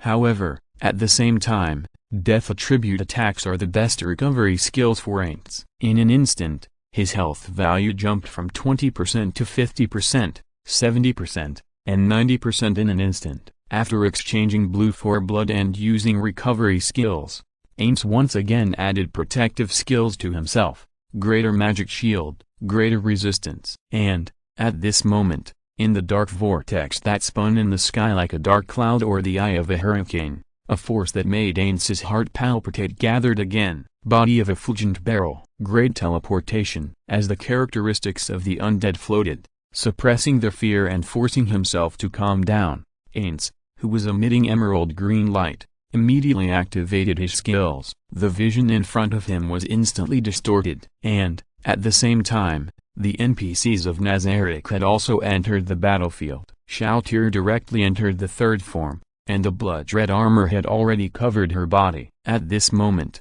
the back of Shoutir's armor bulged, and a pair of bat wings emerged as if piercing through the armor. Summon the beasts. Elder Vampire Bat. As she spoke, several huge bats flew out from behind her and flew into the sky as her wings flapped. Vampire bats swarm. Not only those huge ones, but also a group of vampire bats about the size of a small dog appeared one after another. As Shoutir flew into the battlefield with a dropper spear, a blood cloud-like swarm of bats also invaded the battlefield and flew towards Minali, who turned into a dark vortex. At this time, a bright white light appeared on the dropper spear in Shoutir's hand. Pure Throwing Spear, a sacred attribute attack. Shoutir is an undead and a vampire, and her evil value is also negative. According to common sense, it is basically impossible to use sacred attribute skills. Even if you can use them, the effect will be reduced. But the setting in Overlord is different. As long as you are a magic caster of the faith system, You can use sacred attribute attacks. This is a special skill included in her faith system profession itself. This huge spear with sacred attributes can exert a powerful effect even if the attribute is evil, as long as the level of the faith profession is high enough. But at this moment, accompanied by the roar of thunder and lightning, a huge tornado hundreds of meters high and tens of meters in diameter suddenly appeared in Shalltear's field of vision. The huge tornado that swept across the earth was surrounded by surging thunder and lightning, which swept Shalltear and the bats around her into it. The pure throwing spear was also cut off by the storm and thunder. In the high-speed rotating tornado, the agile flying bats lost their ability to move when they were swept by the storm. Moreover, the lightning that was shooting out was bouncing, like a beast swimming in the sea, or a griffin raging in the sky. The bats and ancient bats summoned by Shalltear were instantly annihilated by the lightning that was swimming in the tornado. After encountering the lightning and finding that their companions were instantly killed, the bats subconsciously began to flee desperately. However, they could not achieve their goal whether through speed or resistance. The lightning and cracks tore the ancient vampire bat's huge wings apart in a blink of an eye. Blood splattered, and the ancient bat's body was shattered. The vampire bats were bitten and killed, and Shalltear naturally couldn't sit still and wait for death. A red light flashed in her eyes, and Shalltear's body turned into a shadow and broke through the tornado and flew out. Breaking through the storm, Shalltear flew out from the front at high speed. With a flash of red light, Shalltear, who broke through the storm, thrust forward with force, leaving a hole in the storm like an arrow. But at this moment, a spiral storm pierced towards her like a spear, the spear of the end of natural disaster. A voice came into Shalltear's ears, "Impure Shock Shield." Shalltear immediately activated the Impure Shock Shield, and the black and red shockwave like blood spread outward, blocking it just before the dark wind wrapped in lightning was about to hit it. "Oh, it's quite powerful, but I can't block it." Shalltear, who had no time to react, felt a sharp pain all over her body, as if her flesh, blood and bones were shattered, and a strong sense of numbness and sluggishness enveloped her body. Then, a figure appeared in her field of vision. The upper body was that of a mature and sexy woman, and the lower body was a semi-human creature that looked like a deer and a warhorse. Moreover, it was not a fixed entity, but an elemental life composed of storms and lightning that was fluctuating all over the body. Natural Scourge, the demon god created by the Qin people. At this moment, the spear in her hand was wrapped with chains of lightning and storms. The storm was surging, a skill that can spray out lightning chains when the Natural Scourge launches an attack, slowing down and imprisoning the target. P.S. After being lazy for a few days, I found that my typing speed was getting slower and slower. I started typing when I got home at 8:30, and I just finished typing this chapter. It's over. It's over. Chapter 573 Aura vs. Sky Curtain. While Shalltear was entangled with the natural disaster, the other floor guardians and Albedo also encountered their opponents. Lord Danes. Albedo, who spread her wings and covered her body with heavy, dark armor, immediately spread her dark wings and flew away when she found that Danes was injured. However, at this moment, a terrifying impact came from behind her. She was completely unaware. It was not until the impact was about that Albedo realized that she was attacked. The dark armor with spikes that did not reveal any skin trembled slightly. She was the NPC with the strongest defense in Nazarick. The artifact level full body armor, combined with her special ability, could block 3 fatal attacks every day. If she was prepared, even super-level magic would not be able to seriously injure her. And now, although she had equipped herself with armor because she had seen how powerful the enemy who attacked Ainsama was, and she had also added defensive magic and special defensive skills to her body during the flight, which greatly increased her defense, the artifact-level armor on her back was directly shattered by this attack. The extremely solid black armor was like fragile ceramic, with cracks appearing one after another. When she realized that she was attacked, Albedo immediately launched a counterattack. The blood-red cloak spun with her body, and her left hand exerted force, and the metal armor with sharp claws tightly grasped the ordinary black kite shield, leaving a black track as her body and arms spun backwards. Boom! It was as if the earth was cracking, and a heavy muffled sound rang out. At this time, Albedo finally saw the face of the attacker clearly. It was a giant snake. The pitch-black, huge snake head was slightly pushed back a distance because of her shield attack. What is this?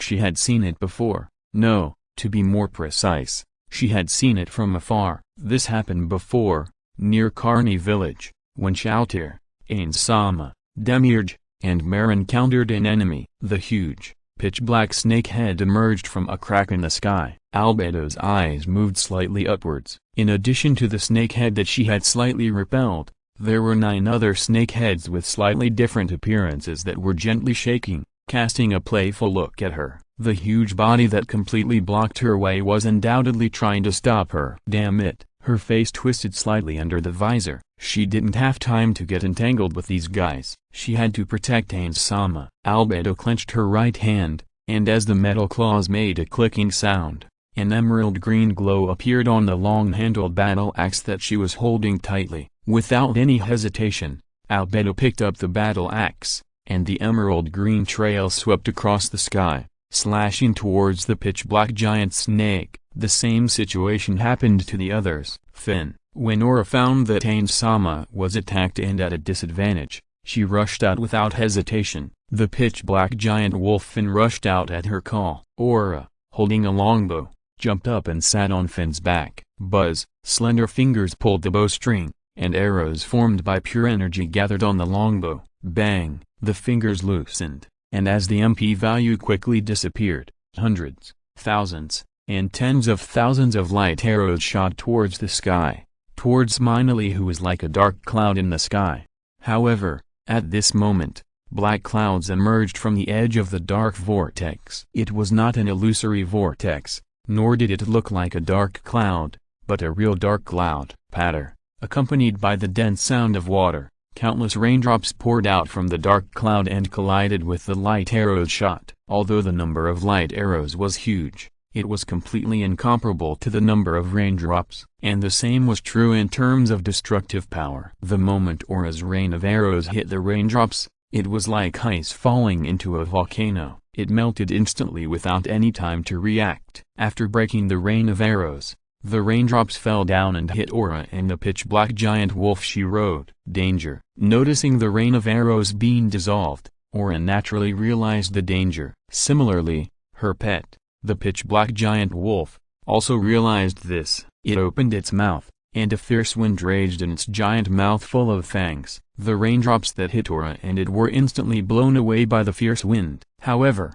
the scattered raindrops gathered again and formed a water beast that looked like the pitch-black giant wolf that Aura rode. Slime, water element. Several names of monsters emerged in Aura's mind. However, she did not have time to think deeply. The ferocious water wolf had already opened its huge mouth. Unlike Finn's giant kiss, which was ferocious but still normal, the mouth of the black water wolf had stretched to its waist. The sight of half of its body split in the middle could not help but give people a creepy sense of fear. However, compared with fear, the danger represented by this scene was what they should pay more attention to. To deal with water, we have to use ice. Aura pulled the bowstring again, and the heart-pounding chill formed an arrow, which was ejected by the bowstring as her fingers loosened. An ice-blue trajectory spread in the air, and then exploded into violent cold air. The black giant wolf she rode also spit out a fierce wind in tacit understanding. The cold storm rolled out and crushed the ferocious water wolf. The body of the evil and terrifying water wolf began to freeze visibly. Kyadrasil. Her voice rang out again as the storm hit the target. From the ground,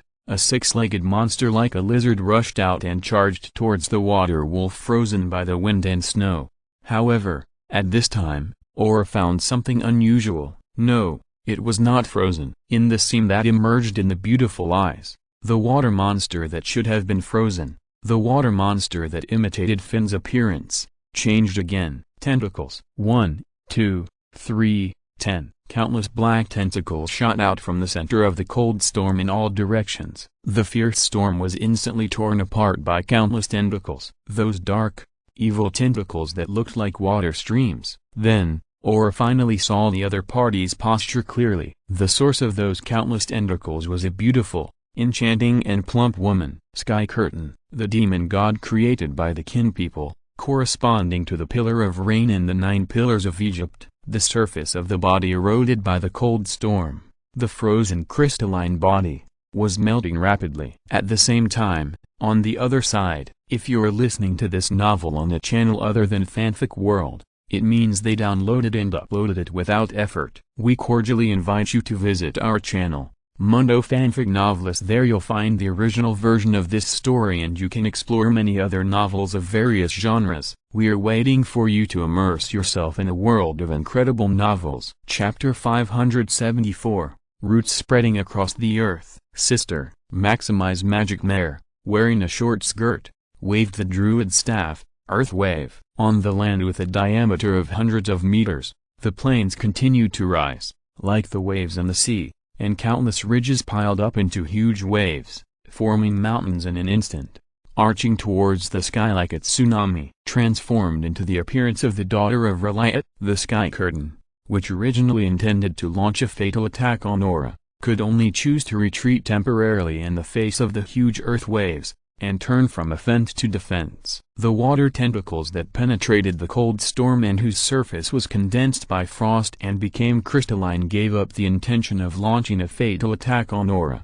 and turned to the center, moving closer to the center, intersecting in front of him like a shield. Boom! With a loud noise, the earth waves with huge power hit the tentacle shield. On the watch face, the ice layer formed by the cold storm instantly shattered, and water and broken ice splashed, reflecting the little sunlight left. However, the rainbow that had just been refracted disappeared in the next moment because it was pierced and blocked by the splashing soil. Boom! Exclamation mark. The violent tremor continued, and a steady stream of sand, soil and rocks were peeled off from the ground and rushed towards the sky. Tanwai, who had transformed into the appearance of a daughter of Reliat, constantly stirred up water in her body, condensed into dark tentacles, and shattered the cold wind and earth waves that attacked. Aura and Mare began to work together. The dark giant wolf and the 6-legged lizard spewed fierce wind and cold air, and the cold storm attacked again, trying to continue the previous action,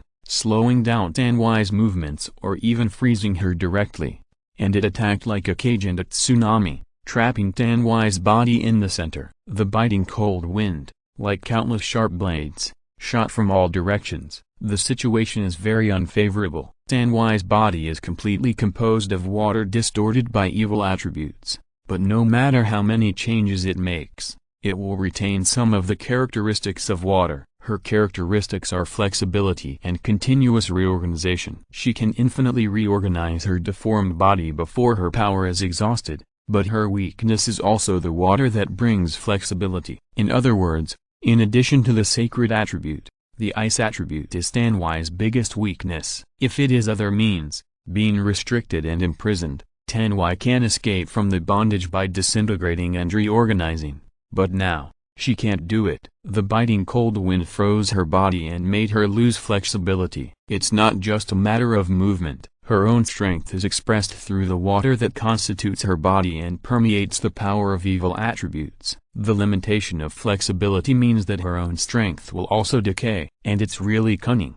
Qin Ren yawned boredly, and the seemingly normal pupils were staring at a position. The huge waves of the earth awakened by Mare were mixed with dots of green light. Even if the demon eye is not completely released, Qin Ren can see clearly. They are plants. Mare's skills. Although Qin Ren didn't know what the specific skills were, after all, Mare was not an NPC created by Albert, and the effect was not entirely from the skills. Mare also had world-class items on him. Qin Ren touched his chin. The power of these world-class items was still very strong. It can be said that they were equivalent to the power in the Type Moon world and the God Slayer world. The power ranged from C level to B level. He had originally thought about it, but later, he discovered a problem. That is, these world-class items were formed because the real world and other world in Overlord intersected, producing an effect of fantasy materialization similar to the power of prophecy. The effects of these world-class items are only effective in this other world,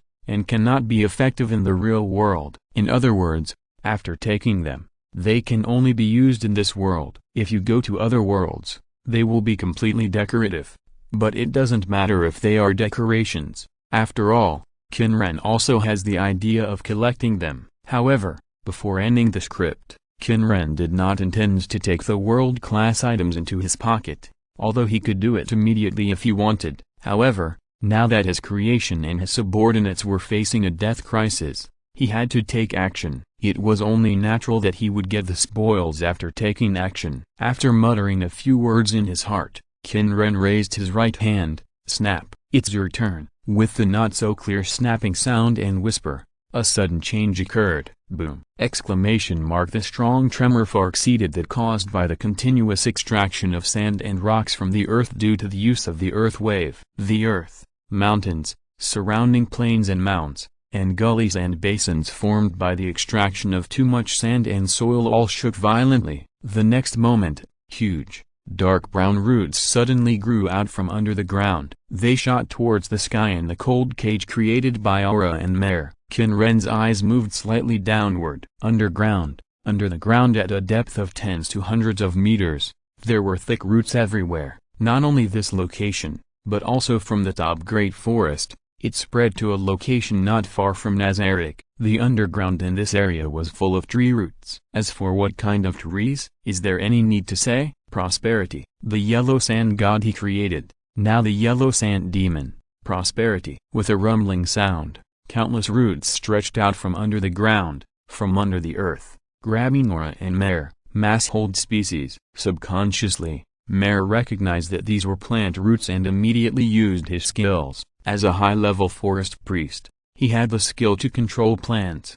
However, he soon discovered that his skills did not work. The thousands of tree roots, without any delay, entangled Aura and Mare. Mare, what is this? Aura, who was sitting on the back of the giant wolf and was shaking because of the giant wolf's fierce-dodging movements, shouted loudly, I don't know either, sister.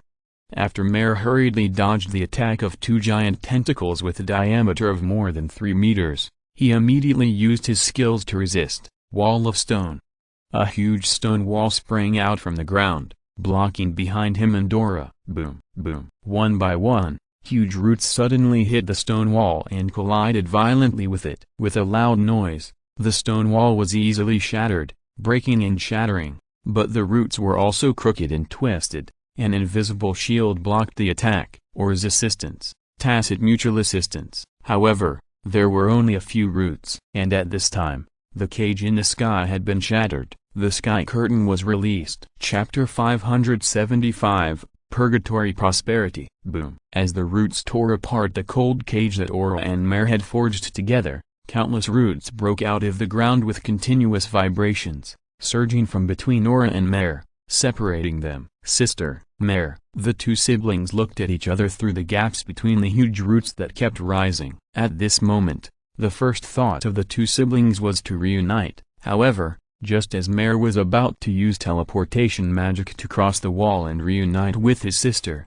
an indifferent and gentle voice sounded, Are you sure you have the energy to do this? Palpitations. A strong sense of crisis emerged from his heart. The next moment, in front of Mare, on the huge roots that continued to extend upwards and overlapped to form a wall hundreds of meters high, a silhouette emerged. A woman. Her eyes were closed, as if she was sleeping, and her hands were crossed on her shoulders. The sense of crisis was felt from the woman who emerged on the surface of the huge roots like a relief. There was no doubt about that. He felt something strange in his body. He gave up the idea of using the teleport skill to move to his sister's side, and quickly retreated. Strange vines entangled his feet. His body retreated quickly at a speed far beyond normal. At the same time, he used a skill. That strange feeling. Life essence. With a flash of green light, Mare's heterochromatic pupils were entangled with light. Through the life essence skill, Mare clearly saw that his health was rapidly draining away.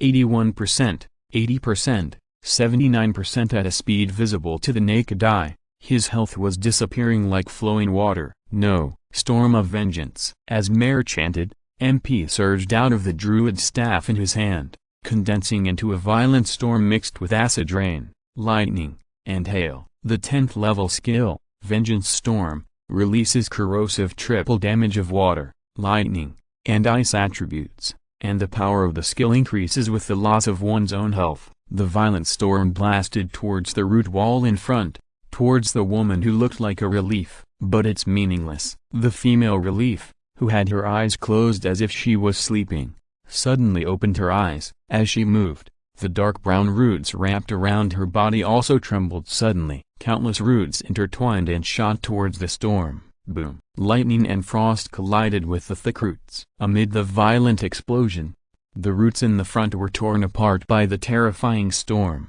one by one. In an instant, most of them were torn apart. However, the roots continued to pour out, and the terrifying storm was completely blocked by the roots. And the storm gradually dissipated due to the wear and tear of the hard roots. Finally, the storm that had been blocked, or worn to the limit, was directly penetrated by a thick root. The hard tree roots that penetrated the storm shot straight towards Mare's chest with undisguised murderous intent. His eyes swept over the huge tree wall that had already stood up high and sprouted branches, and Mare activated his skill at the sharp tree tendrils that were shooting at him. Control plants. One of the basic skills of a high-level forest priest. Mare can use this skill to control plants. Although he didn't know how powerful the monsters these roots were, they were undoubtedly plant-type monsters. If they were plants, they would be affected by his skills, and even if he couldn't completely control them, he could slow down their movements. As expected, as the MP value was consumed, the tree tendrils that attacked with strong murderous intent in Mare's field of vision suddenly slowed down. At the same time, Mare dodged sideways, and the vines that were wrapped around his legs and gave him a strong speed glowed again, allowing Mare's body to move quickly. Summon nature's ally. While dodging, Mare chanted another skill. Although he couldn't tame nearly 100 powerful monsters like his sister, he also had his own monsters, a level 90 dragon monster given by the supreme beings. The bright light flickered, and the forest-like atmosphere filled the air. The next moment, two giant creatures 10 meters long appeared in front of Mare. One was emerald green, and the other was dark yellow. Although not the largest, they were terrifying enough.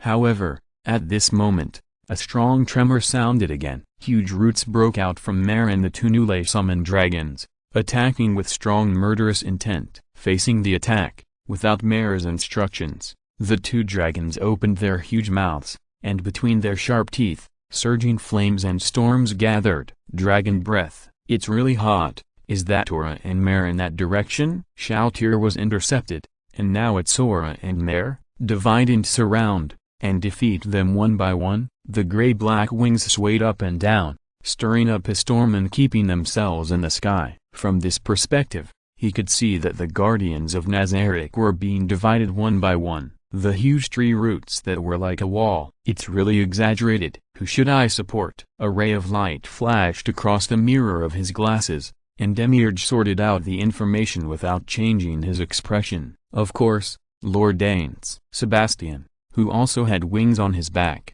said without changing his expression, Demiurge is a top-level demon, while Sebastian is a dragon man. Compared to the shape of Demiurge's wings, Sebastian's wings are closer to those of a bat, but they are stronger and more powerful. The bright skeleton supporting the flesh membrane seems to be flowing with bright red-like flames. However, although Sebastian said so, he did not intend to take any action. And the reason? In front of them, a humanoid creature with a dark golden body and a black and purple glow on its surface was quietly flapping its wings and floating there. The reason why the two did not take action was because of each other. Pressure. Strong pressure. Even without using skills, Sebastian, who has the profession of a monk, can sense that the creature that seems to be of the same race as himself, with the appearance of a dragon man, but full of demonic evil aura, is a powerful threat. Purgatory. At this time, Sebastian and Demiurge heard each other's voice at the same time.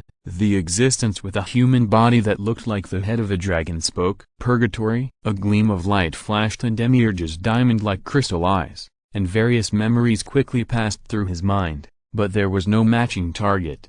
P.S. Happy National Day. Although it's a holiday, there is no place to go. I originally wanted to go around the local attractions in Hangzhou, but there were people everywhere. End of this chapter. Thank you very much for reaching the end. Don't forget to like. Looking for more exclusive content and immediate access? Subscribe to our Patreon. Remember, every like, subscription, or donation encourages us to continue. Thanks to everyone. See you in the next video.